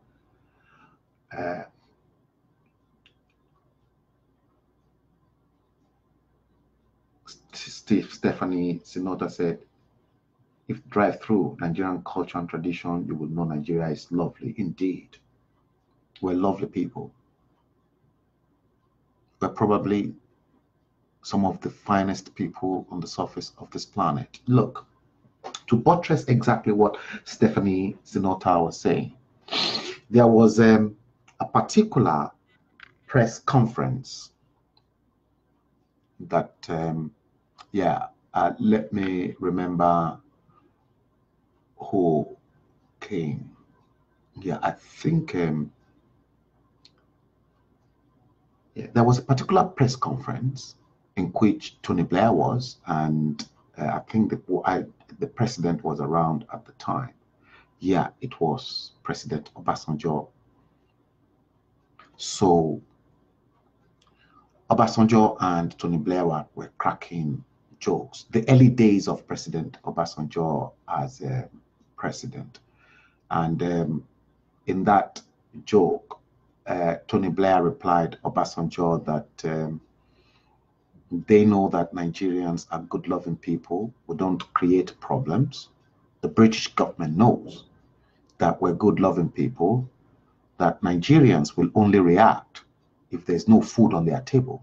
Or put food, just give Nigerians the opportunity to put food on their table. Nigerians are harmless people. They don't harm no one. That was, my head was swollen when Tony Blair made that point. And I still insist, in as much as we've got some bad eggs in our meat as Nigerians, so also we've got a majority of Nigerians who are decent. And many of us who are in this forum, including myself, I'll categorize myself as one of those clean and decent Nigerians. I mean, Olayinka said they can still manipulate Oshun or Ogunwo. How will they do that? There's too much blood in the land, so says Amina Olayinka. And replying to Amina, Stephanie Sinota said, you're damn right. There, every day I weep to see God arise on our behalf. And I think that God will surely arise.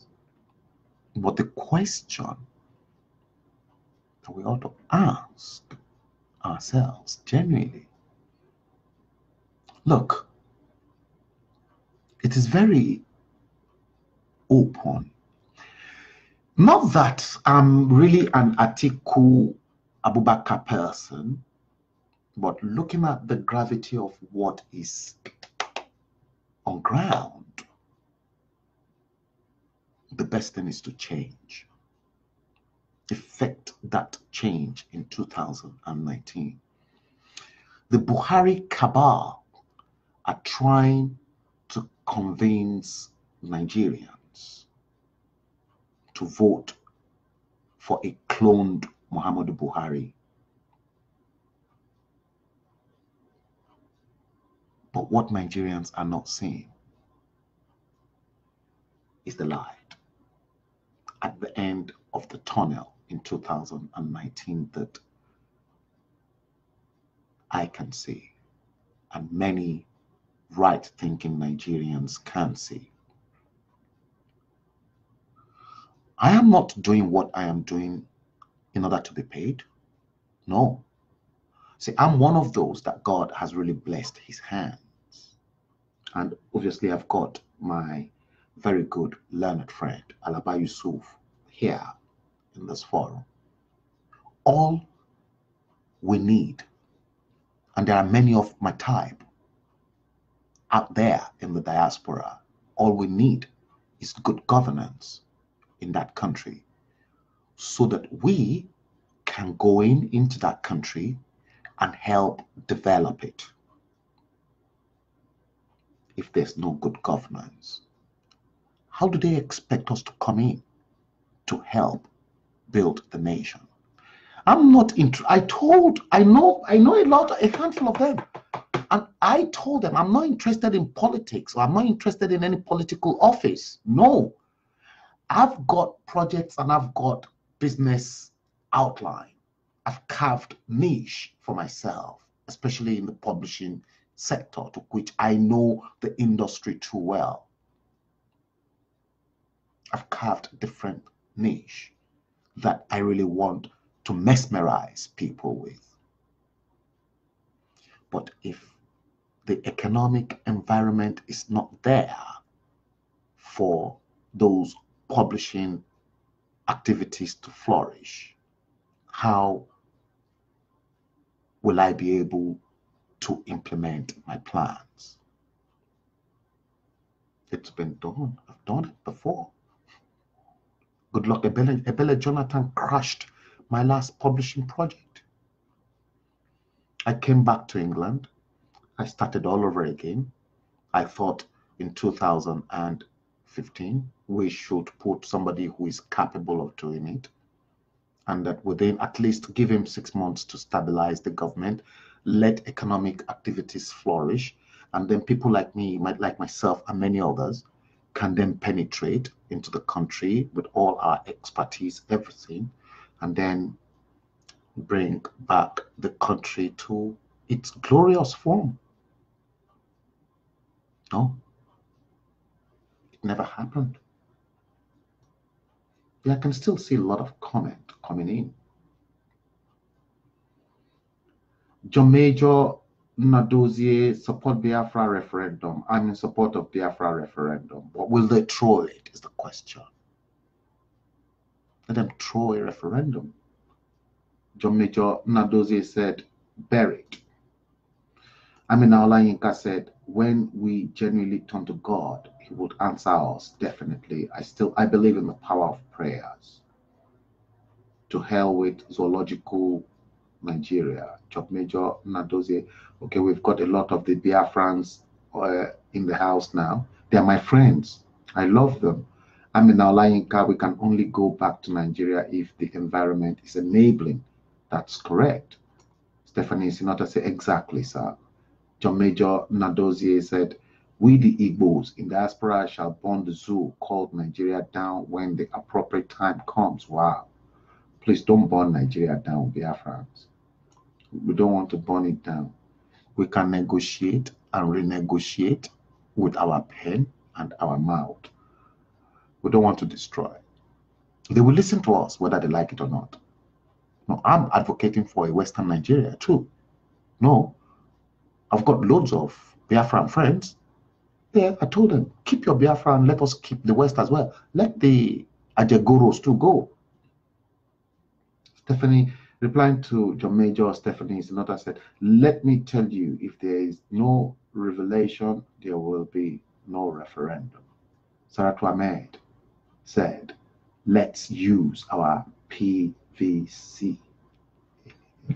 Guys, I want to seize this opportunity to thank each and every one of you. I've been online since an hour and a half, 2 hours and a half, dishing out this fantastic, breathtaking presentation to you.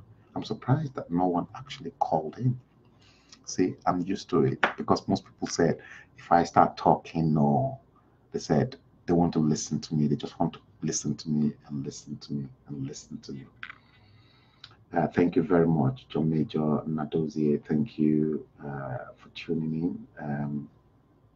Now, guys, let me leave you to enjoy the rest of your Sunday afternoon. It's been a wonderful time spending that time with you, quality time, and it's been extremely glorious. I can see everybody's, I've really pumped up everybody's adrenaline on my show today.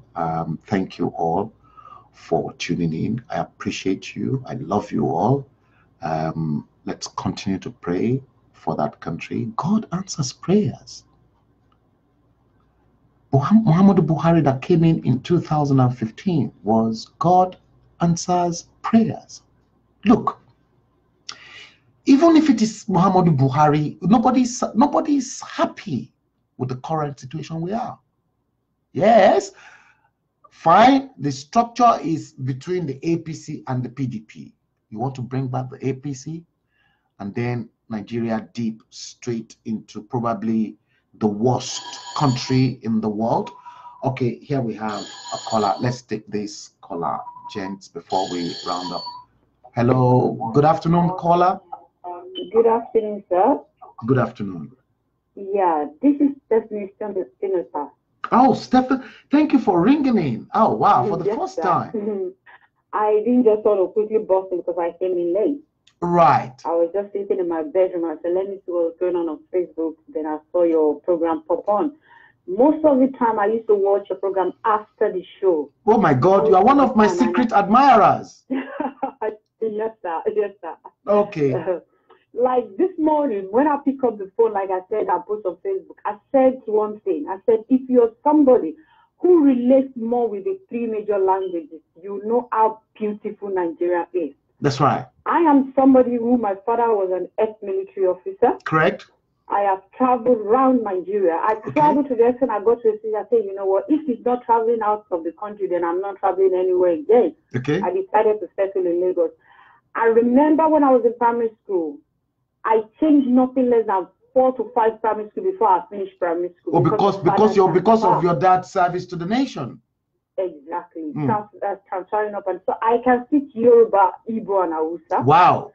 And I've been in relationship with a Yoruba person, an Hausa person, an Igbo person, an Edo, and eventually got married to a Delta man. Oh, fantastic. What part of Nigeria are you from yourself? I'm Yoruba. You are Yoruba. Okay. Fantastic. So, I said something when people come, oh, it's the Afra we want, oh, it's the Yoruba we want, oh, it's the Igbo we want. When we decide to be following Showore, it's not because we love Showore is the Messiah. Yeah. We're just thinking of somebody who is going to make us be able to strive into that mighty blessing that mighty Nigeria is holding that people does not see. Right. We were the one opportunity, the last set of people who were able to read social study and see how beautiful Nigerian African culture is. Correct. Nigeria is a country who holds to the whole culture of the whole universe. Correct. When you look at the Hausa culture, you can see the Indian, the Asian aspect in it. That's right. And the Arabians. Yeah. If you look at the Igbos, you will see the aim of the kind of the Israelites and all that. Correct. When you become a Catholic, because I am a Catholic at the moment, but my father is a conk Muslim. Okay. I can read the Holy Quran. So you see how deep. When you see the Delta, the Igbos dress and get married, you will feel like, yo, this is culture. When you take you down to the Oduduwa and the Oni of Ife, the Alake, the Olofia and all that, you will feel proud that this is tradition. Correct. When you go deep into the Hausawas and they start the music, yeah, and you listen to them, your body will grow pop. I witnessed. So you see, while I cannot lose the vein that belongs to Nigeria and say, I want to belong to Biafra, I want to stay with the Westerner, I want to stay with the Igbo, I just need somebody who will pick up a resolution and press that huge button that Nigeria as a nation, as a being, because Nigeria itself is a human being who is clamoring for help. That's right. He's being drained by people who does not value it. Nigeria is a country where you can throw corn on the floor and never look at it, and it will germinate itself and bring out fertile whether ground. you now want to eat it or not. Yes. Naturally fertile. Nigeria is a great country. And the person who say he wants Biafra, you cannot get Biafra if there is no referendum, because this lunatic of 50-something years old, I have never seen a good life since I was a baby. I'm grown up to this. What makes me clamor for this was when I left Nigeria and came to the Western world, and I go, is this same thing happening under the sun? What's wrong with my nation? Why is my country like this? So you see, Nigerian, please get it together. All we need to do is, Ahmadu Bello, Nnamdi Azikiwe, they ruined the country the very moment they decided to declare the sense of the Westerners and the colonial master and took it wrongly from them. No waiting to learn. That's why you say Nigerians don't read. Yeah, they don't read because the colonial master wanted to nurture these 2 people or 3 people before handing over the nation to them. You are right. But because they were so greedy, they were never ready to listen. They were never ready to be nurtured. The Europeans allowed their father and their mother to nurture them by allowing them. You can see if the eagle is protecting his child. You can see if the chicken is protecting his child. How hack he will be. These people did not allow the colonial master lead them to this level before dragging this thing away from them after sending them to go and learn. So this attitude they brought back to us and they developed into us, it became a cankerworm, it became a root, it became a virus, and it's developing up to 15 years now. Those of us who have gone to the Biafran and seen how things are done are clamoring that there is this huge button. There's only one that can either want to sacrifice his life, can press that button from this group of people. That's what we're looking for. One who is ready to lay his life down, regardless of the life. But when somebody is trying to prevent his own soul in saving Nigeria, then he's not ready. So whenever I listen to this young man said, what does his life matter anyway? They've already almost killed him, injecting me with a powder that comes from a fluorescent bulb. Do you think that's a life saving? And I survived it, and you think my life matters to me now? You should be able to understand that that boy is speaking from the desperation of he's not intelligent or intellectual, but somebody who is determined to do something great. He's not going to be the savior, but he's going to be an open path, a path opener. With the rest of us and everyone who decides to take a bold step like he has, we do. Not a tie, you knock your tie and start thinking you want to be flourishing files and signature before these people. It ain't going to work, sir. Yeah. Have a blessed day. Thank you for listening. Thank you very much indeed for your call. It's a pleasure. Love to see you more. Right. That was my very first caller. She's been following me secretly, Stephanie Sinota. I appreciate you. I love you for it. My regards to your family. Let me quickly take a few comments, and I think I'm going to play this. In fact, I'm going to play you a tape of an imam, and that will send a lot of shockwaves into your body. I think Prince Adebukun made a comment. Where was I?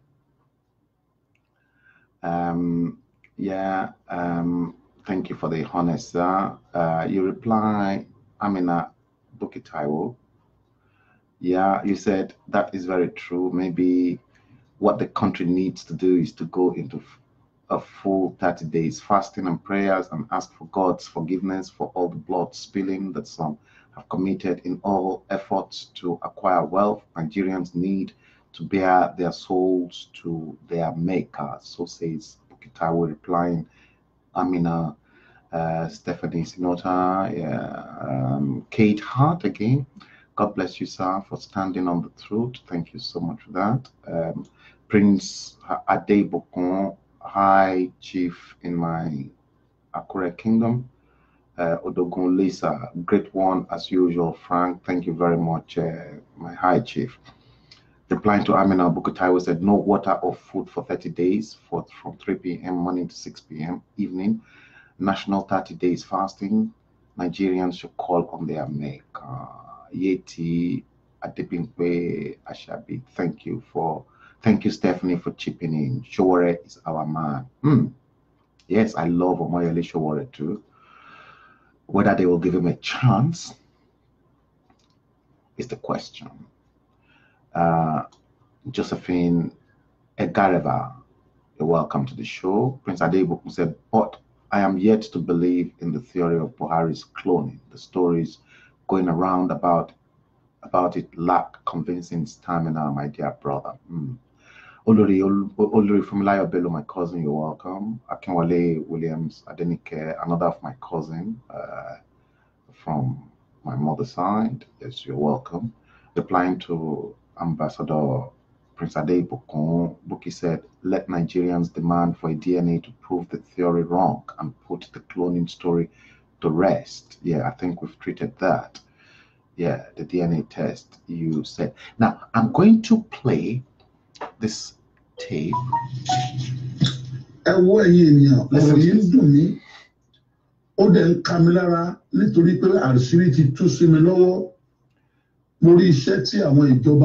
Now, I might have to interpret this at some point in time because I got this clip during, I think it was on Friday, and I've listened to it.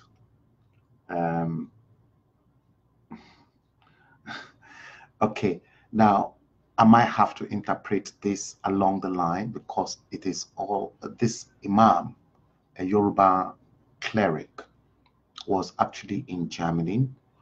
Now I'll interpret that as we go along and as I interpret. So I'll be bringing the show to a conclusion today. Listen.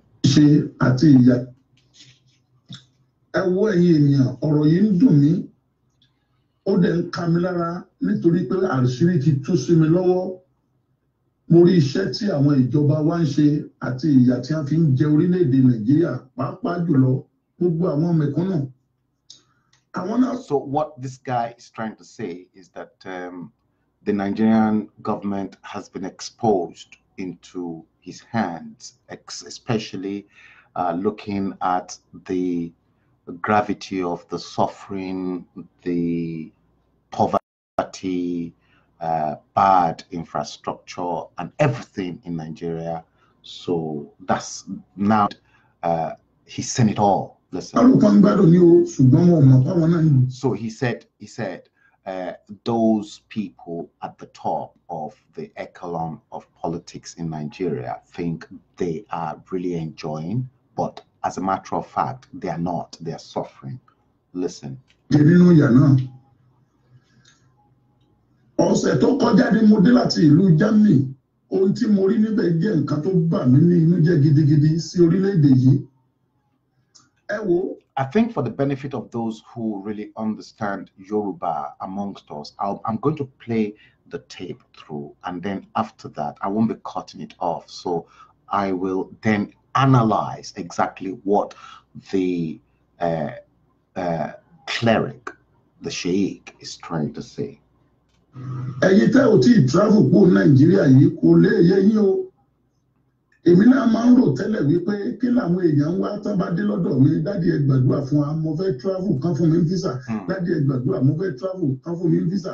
Ẹlòmíì afẹ́ lè gbé mọ́tò rẹ̀ lẹ̀ pé dákun àníkẹ́ ẹ gbàdúrà fún mi ká lè fún mi. So what is happening is that this guy said some people when they travel abroad, maybe for the first time, and when they come back on that trip, they come to him as an Islamic cleric that they should pray for them, that they want to go back to abroad.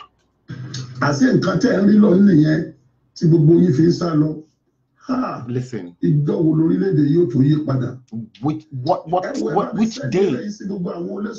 Which day are they going to get it right in Nigeria?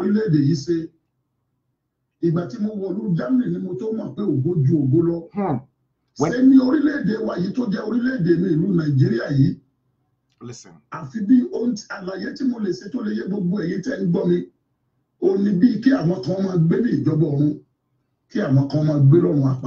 So what now the cleric is talking, is expressing himself metaphorically by comparing Nigeria as the hell on earth and Germany, where he visited, as the paradise on earth. So that was exactly what he was trying to say. Let's listen again. So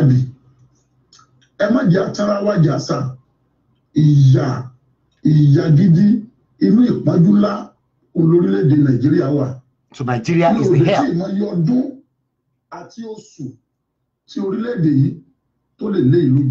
He said he doesn't know how many years that Nigeria will meet up with Germany. Number one,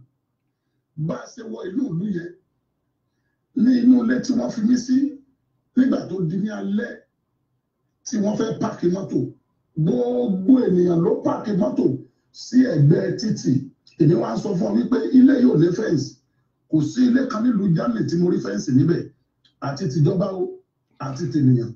So no fences in their houses in Germany, just like us in England. Àbàwọn tí a fẹ́ gbé ewébẹ̀ sẹ́yìn kùlé wọn. Kí ni reason? Èmi wá sọ fún wípé ṣé iwájú ìta yìí lẹ fẹ́ páàkì mọ́tò yìí sí? You know, we park on the street. My car is parked on the street. Wọ́n mà ti yọ iná rẹ̀ lọ, wọ́n bú ẹ̀rí mọ́ ní dádì. Kì í ṣe kó lẹ́wà, ibi báyìí ó kì í ṣe Nàìjíríà. Olè ò kì í jà ẹni àwọn bí báyìí. Báńkì wọn kò sí ọlọ́pàá ní iwájú bẹ̀. Ẹ wo, àṣé ó ṣe. There are no police officers in the bank. Ló jẹ́ kí jìbìtì ó pọ̀ ní orílẹ̀-èdè yìí. Gbogbo nǹkan tó wà ní ìlú Germany pátá, ìjọba ló ń ṣètò rẹ̀ fún wọn.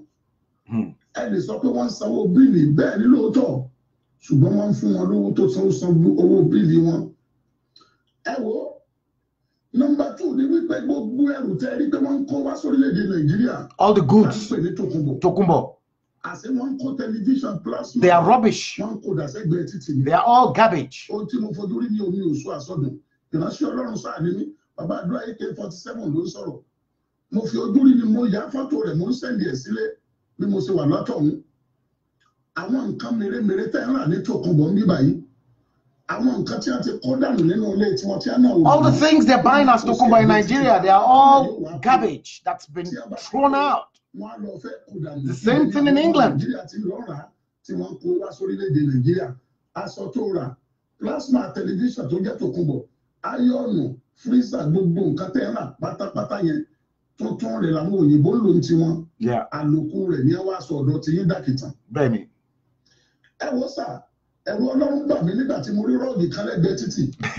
Wọ́n design rẹ̀ tó lágbára. This is very funny. Má jẹ́ kí n parọ́ fún yín, òótọ́ ni mò ń sọ yìí.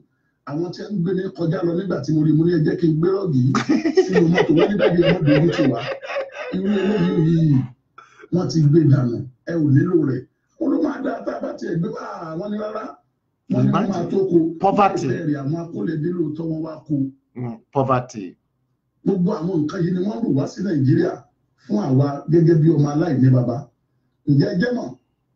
Gbogbo èèyàn tó ń gbé nílùú lọ́hùn, 90% tí wọ́n ló ń gbádùn sà. Ẹ jẹ́ kí n sọ pé 99%. Tí àwọn ọmọ iléèwé wọn bá ti fẹ́ wọlé, gbogbo wọn pátápátá ni ìjọba ní ẹ̀tọ́ tó ń ṣe fún gbogbo àwọn ọmọ tí ń bẹ nílùú yẹn tí wọ́n bá ti bí ọmọ lónìí pátá. Ìjọba ń san sálárì fún ọmọ kọ̀ọ̀kan bí wọ́n bá ṣe ní ìlú Germany mú sọ̀sọ̀. Child benefit. Ìyá ń gba owó, ọmọ ń gbowó, tó o bá tún wá fẹ́ lówó jù bẹ́ẹ̀ lọ, wàá tún wá lọ fìwé rẹ̀ ṣiṣẹ́ sí i. Ìyẹn lówó rí ó tó fi wá kọjá kékeré tí ìjọba tó ń fún ọ. Kò sẹ́ni kankan tí ebi lè pa lọ́hùn. Ẹ má jẹ́ atara wa jẹ, ikú Ọlọ́run nìkan ló lè pààyàn lọ́hùn torí lọ. You see, over a period of time, for the benefit of those who are just joining us, I made a podcast about love. That was my very first podcast. Maybe some of you want to revisit that and see. I made it known that you see, God will continue to bless the Western world. In fact, I made a reference to the Queen to Her Majesty's government, the Queen, because I'm a royalist.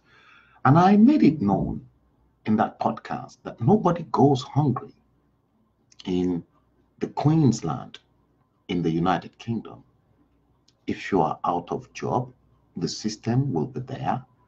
The social security kicks in automatically. You'll not be able to save, but they will give you money to eat and to survive. And if you have a roof over your head, the same social security system kicks in and they take over your rent and your council tax. Even if you earn less, the same social security system will kick in if you can prove it. You see, when we have such a structure in town, in place in the Western world, I made it known to you guys that what the Western world is trying to fulfill is one of the universal laws, the law of give and take. It is not in the Bible. There are 7 of those spiritual laws. They call them universal law. There is the law of pure potentiality. There is the law of give and take. There is 7 of them. If you want to know more about the 7 spiritual laws, universal laws, get yourself a book written by Dr. Deepak Chopra. Or you read The Prophet by Khalil Gibran. All these books will open up your horizon to a different level of thoughts. That's why I said, you see, black people don't read. Dr. Deepak Chopra apparently happens to be an India author. And I've read 2 of his books anyway. I've read another book written by him called Creating Affluence and the 7 Spiritual Laws of Success. Get that book. Apart from reading the Bible, broaden your horizon. That is what that Islamic cleric is trying to say here. The Western world, they give you back. And when they give you back, when you don't have, when you start work, when you are back on your feet and you are back to work, then they take back from you. The law of give and take. Release before you take. That law is what your pastors in Nigeria are interpreting differently. And they will never tell you it is the law of, it is a universal law. Let me quickly take a few comments because I can see a lot of people already commenting again. Vote Omoyele Sowore. I've got a lot of the Sowore's clan in the house. Zainab Akombi Bakari. That's exactly what we diasporans are trying to tell our fellow Nigerians, but they won't listen. May God open their understanding. Amen. Ochendo Ikechukwu said Nigeria has never worked and it will never work. Please let us be realistic. Let us pray that the country should work. It will work. We pray. Stephanie Zenota, God bless the Queen. Yes. God bless Her Majesty. Yes. Ochendo Ikechukwu, total election boycott is the only solution that will return power to electorate. And replying to Ochendo Zainab Akombi Bakari, it will work by God's grace. Please don't let's be negative with our utterances. Nigeria shall be great again. Welcome, Mrs. Musa, to the show. See, let's carry on with the cleric's sermon. The brakes doesn't fail. Listen. All the cars are brand new with insurance.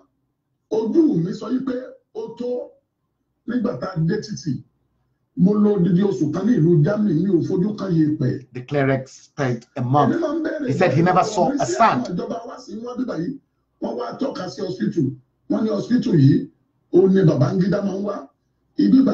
onílágbájá wọ́n bẹ̀rẹ̀ sí ń dákọ̀ àwọn ènìyàn ńláńlá lórílẹ̀‐èdè Nàìjíríà so ẹ̀ ń jáde ẹ̀ ń rí nǹkan tó dáa báyìí lórí orí yín ò dẹ̀ wú kẹ́ ẹ padà wá Nàìjíríà kẹ́ ẹ wá tún Nàìjíríà sí ní ìlú tí mo ń sọ yìí àkókò tí mọ́tò bá sọ pé ó máa dé kò ní lé ìṣẹ́jú kan torí pé gbogbo títì tó ń bẹ lórílẹ̀‐èdè Germany pátá èyí tí mo ò tí ì kọ́ ilé sí fún ọdún mẹ́wàá tí mo ò lè tí ì kọ́ ilé débẹ̀ ní 20 ọdún wọ́n ti ta gbogbo róòdù pátápátá wọ́n ń ṣiṣẹ́ àgbẹ̀sà tẹ́ ẹ bá débẹ̀ tẹ́ ẹ bá rí àwọn àgbẹ̀ wọn ń ṣiṣẹ́ wọn ò ṣiṣẹ́ pẹ̀lú àdá lásán kì í ṣe bíi ti Nàìjíríà ìyà ni wọ́n fi ń jẹ àwọn àgbẹ̀ katakata ni wọ́n fi ń ṣiṣẹ́ caterpillar àwọn àgbẹ̀ yóò sọ̀kalẹ̀ látòrí third road ni wọ́n gbà bọ́ sínú oko wọn. Good evening, Ayo Ogundimu. I can spot you. Mo wà ní ìlú Germany fún odidi oṣù kan gbáko. So the man was in Germany. Wọ́n fi ń gbé mi káàkiri. Mo ò fọ́ lẹ́ẹ̀mejì. Wọ́n fọ́ ní ẹ̀ẹ̀kan ní ọjọ́ tí wọ́n fẹ́ dá mi padà sí Nàìjíríà tí wọ́n fẹ́ gbé mi lọ sí airport. Ìgbà tí mọ́tò ọ̀dọ̀tí kọjá sí galloping kò sí anything tó rọ̀ǹgẹ̀. Ibẹ̀ tutù níníníní ó lè jẹ́ ibi ìfọ̀kànbalẹ̀. Ibẹ̀ yẹn mo tún ti rí tí àwọn èèyàn ń dá oúnjẹ nù tí wọn ò tiẹ̀ mọ́ lára rárá. Bẹ́ẹ̀ ìyà ń jọmọ Nàìjíríà. Nígbà wo la tó fẹ́ gbọ́ nínú eléyìí báyìí? Adẹ̀ ń jà, à ń pín owó nínú òṣèlú, à ń ṣe yàtà, à ń ṣe yòtò. Politicians are. Ẹ̀gbọ́n ẹ̀tún orílẹ̀-èdè yìí ṣe. You see? Ẹ̀tún orílẹ̀-èdè yìí ṣe nítorí pé nǹkan ti bàjẹ́ jìnnà. You see? Ṣètùwárí ní ibi tí mo ń sọ yìí, ní ìlú Germany tí mo ń sọ yìí, èmi ò tí ì lọ sí Amẹ́ríkà. Good evening, Prince Adebanjo Israel Gbemi. Àwọn èèyàn sọ pé ibẹ̀ yẹn tó lágbára, ó tó dáa ju ibi tí mo tó ń sọ yìí lọ. UK. Ìlú Germany yẹn ńlá, wọ́n ní ọjọ́. The guy was just only in Germany. Níbẹ̀ ní 28 years ago, wọ́n ní iná ò lọ ní ìṣẹ́jú kan rí. 28 years ago làwọn ti débẹ̀, iná àbí ò lọ ní ìṣẹ́jú kan rí. Mo wá ń bẹ̀rẹ̀ pé níbo ni sọ́kàwé yín wà. Wọ́n láwọn òfin kan sọ́kàwé yìí láti Sọ́kàwé. Wọ́n ní ìjọba ló mọ ibi tí ìgbé àwọn ń gbà lọ. That's it. Èmi débẹ̀ mi ò fojú kan wáyà iná rárá. Yep. Èyí tẹ́gbáyà náà ń jẹ́ sáré títì. Because everything is by underground. Everything is buried underground. Ẹ̀sà ìyà náà fi ń jẹ wá. Bírèkì mọ́tò kì í fẹ́lì o. Bírèkì ọ̀kadà ò fi ń fẹ́lì torí gbogbo tí wọ́n lò ń bẹ̀ tọ̀tọ̀tọ̀ ni. Ibi báyìí ní àkìtàn tí wọ́n máa ń kó gbogbo rẹ̀ dá sí. Ọ̀rọ̀ yìí tún lè bí nínú ẹ̀yin alágbára kẹ́ ẹ sọ pé ẹ fẹ́ gbé ẹni tó ń sọ̀rọ̀. That one, no, they can't. Torí pé They Nàìjíríà can't. kì í fẹ́ gbóòótọ́. No, they hate truth hurts. Àdèlékẹ́ má dépò tẹ́ fẹ́ dé yìí. Ẹjọ́ ẹ tún orílẹ̀-èdè yìí ṣe. Please. Ẹ jẹ́ kí àwọn ọmọ ènìyàn kí ayé wọn. He's advocating for a good governance. Kí wọ́n rò rere ṣe, kí wọ́n rò oúnjẹ rere jẹ, kí wọ́n rò oúnjẹ rere jẹ. Imagine. Guys. Guys, imagine a government that promised Nigerian students of primary school level to feed them. They had the budget. I showed you a clip of the other time when a 50 naira loaf of bread was cut into 4 different pieces and with a poisoned soup that is not even worth giving a dog on top. And they call Professor Yomi Osinbajo should be ashamed of himself because he was never fed in his primary school with such a nasty food.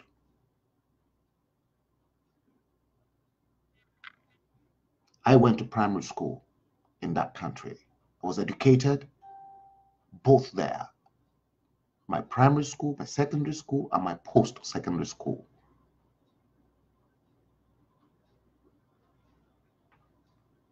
I made it known to you guys the other time.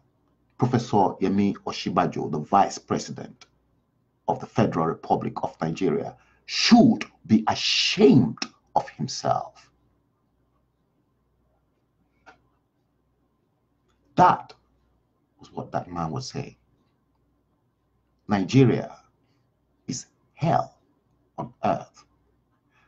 The Western world is the paradise.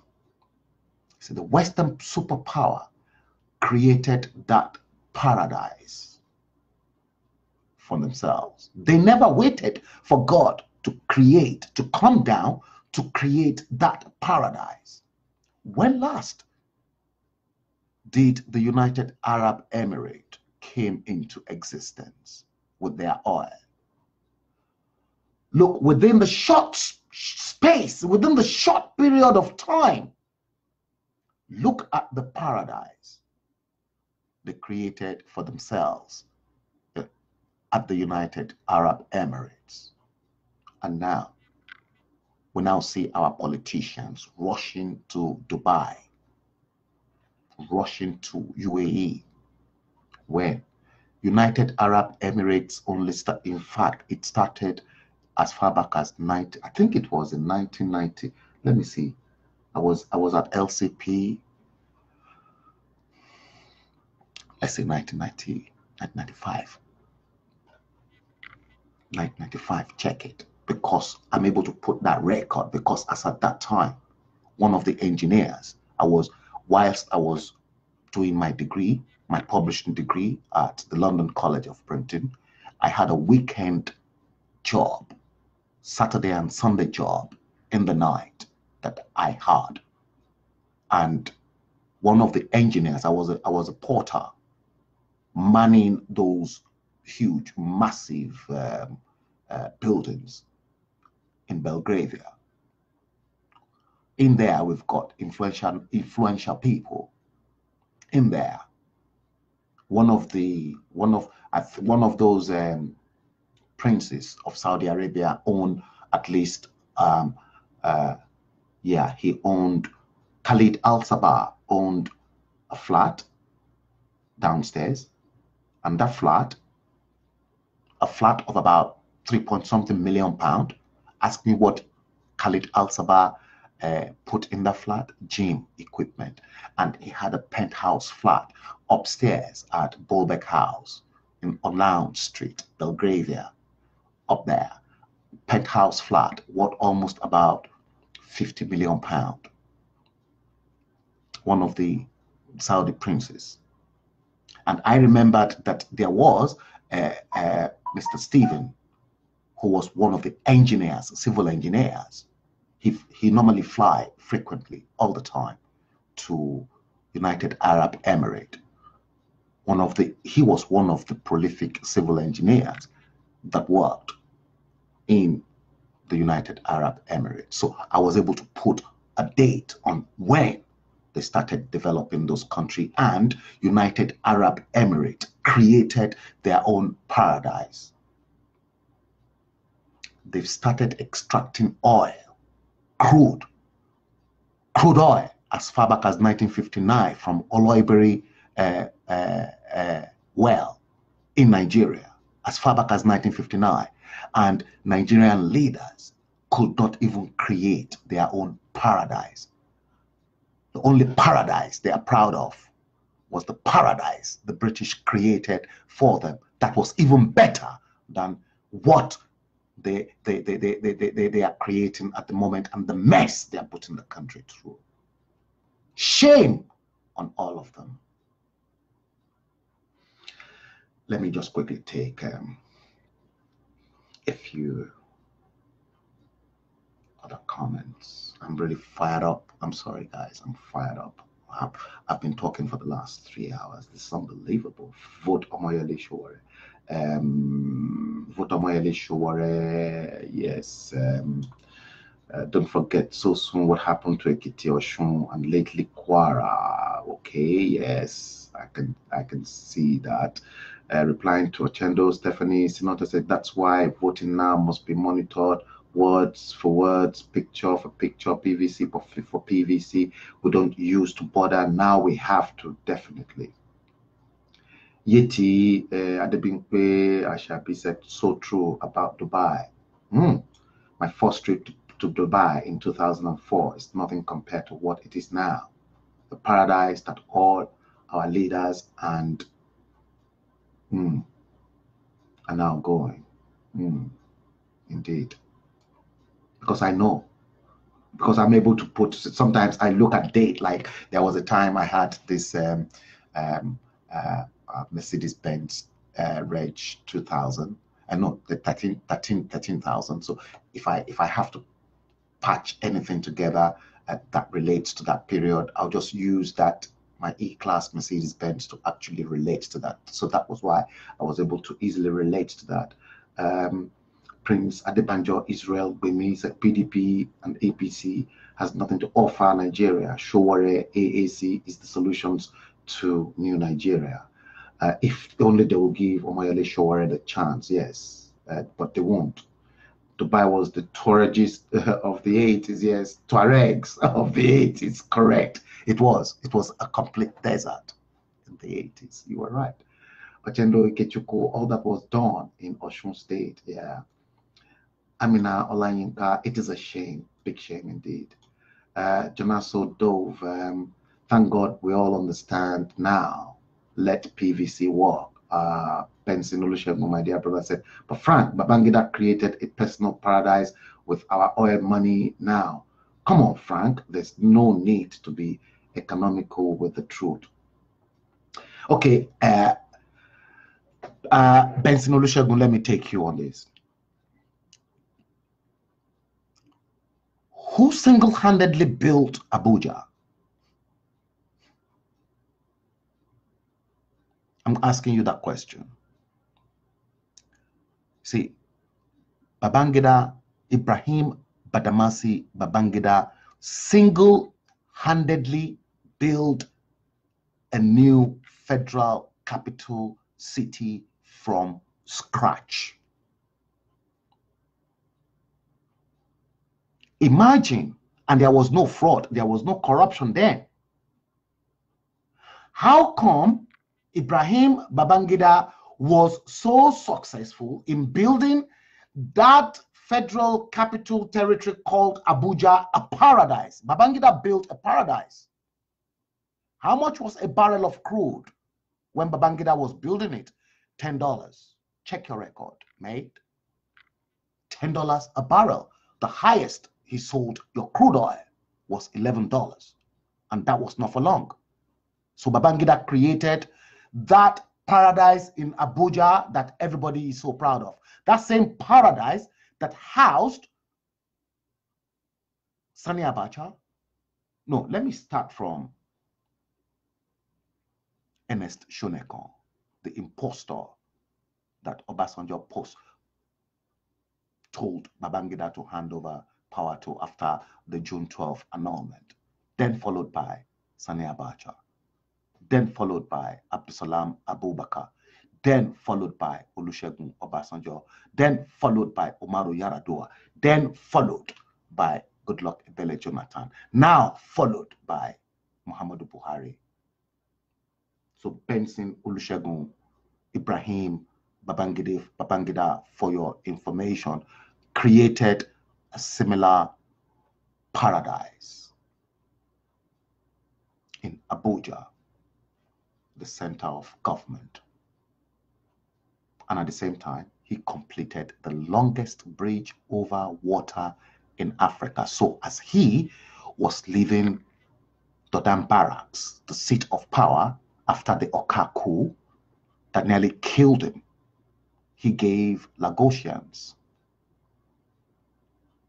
their third mainland bridge completed, and then moved over to Abuja to collect the keys to Abuja. So Babangida created our own paradise within how many years? He created that paradise, that Abuja paradise, in less than 4 years. A whole brand new capital city. And you're not appreciative of him. Wow.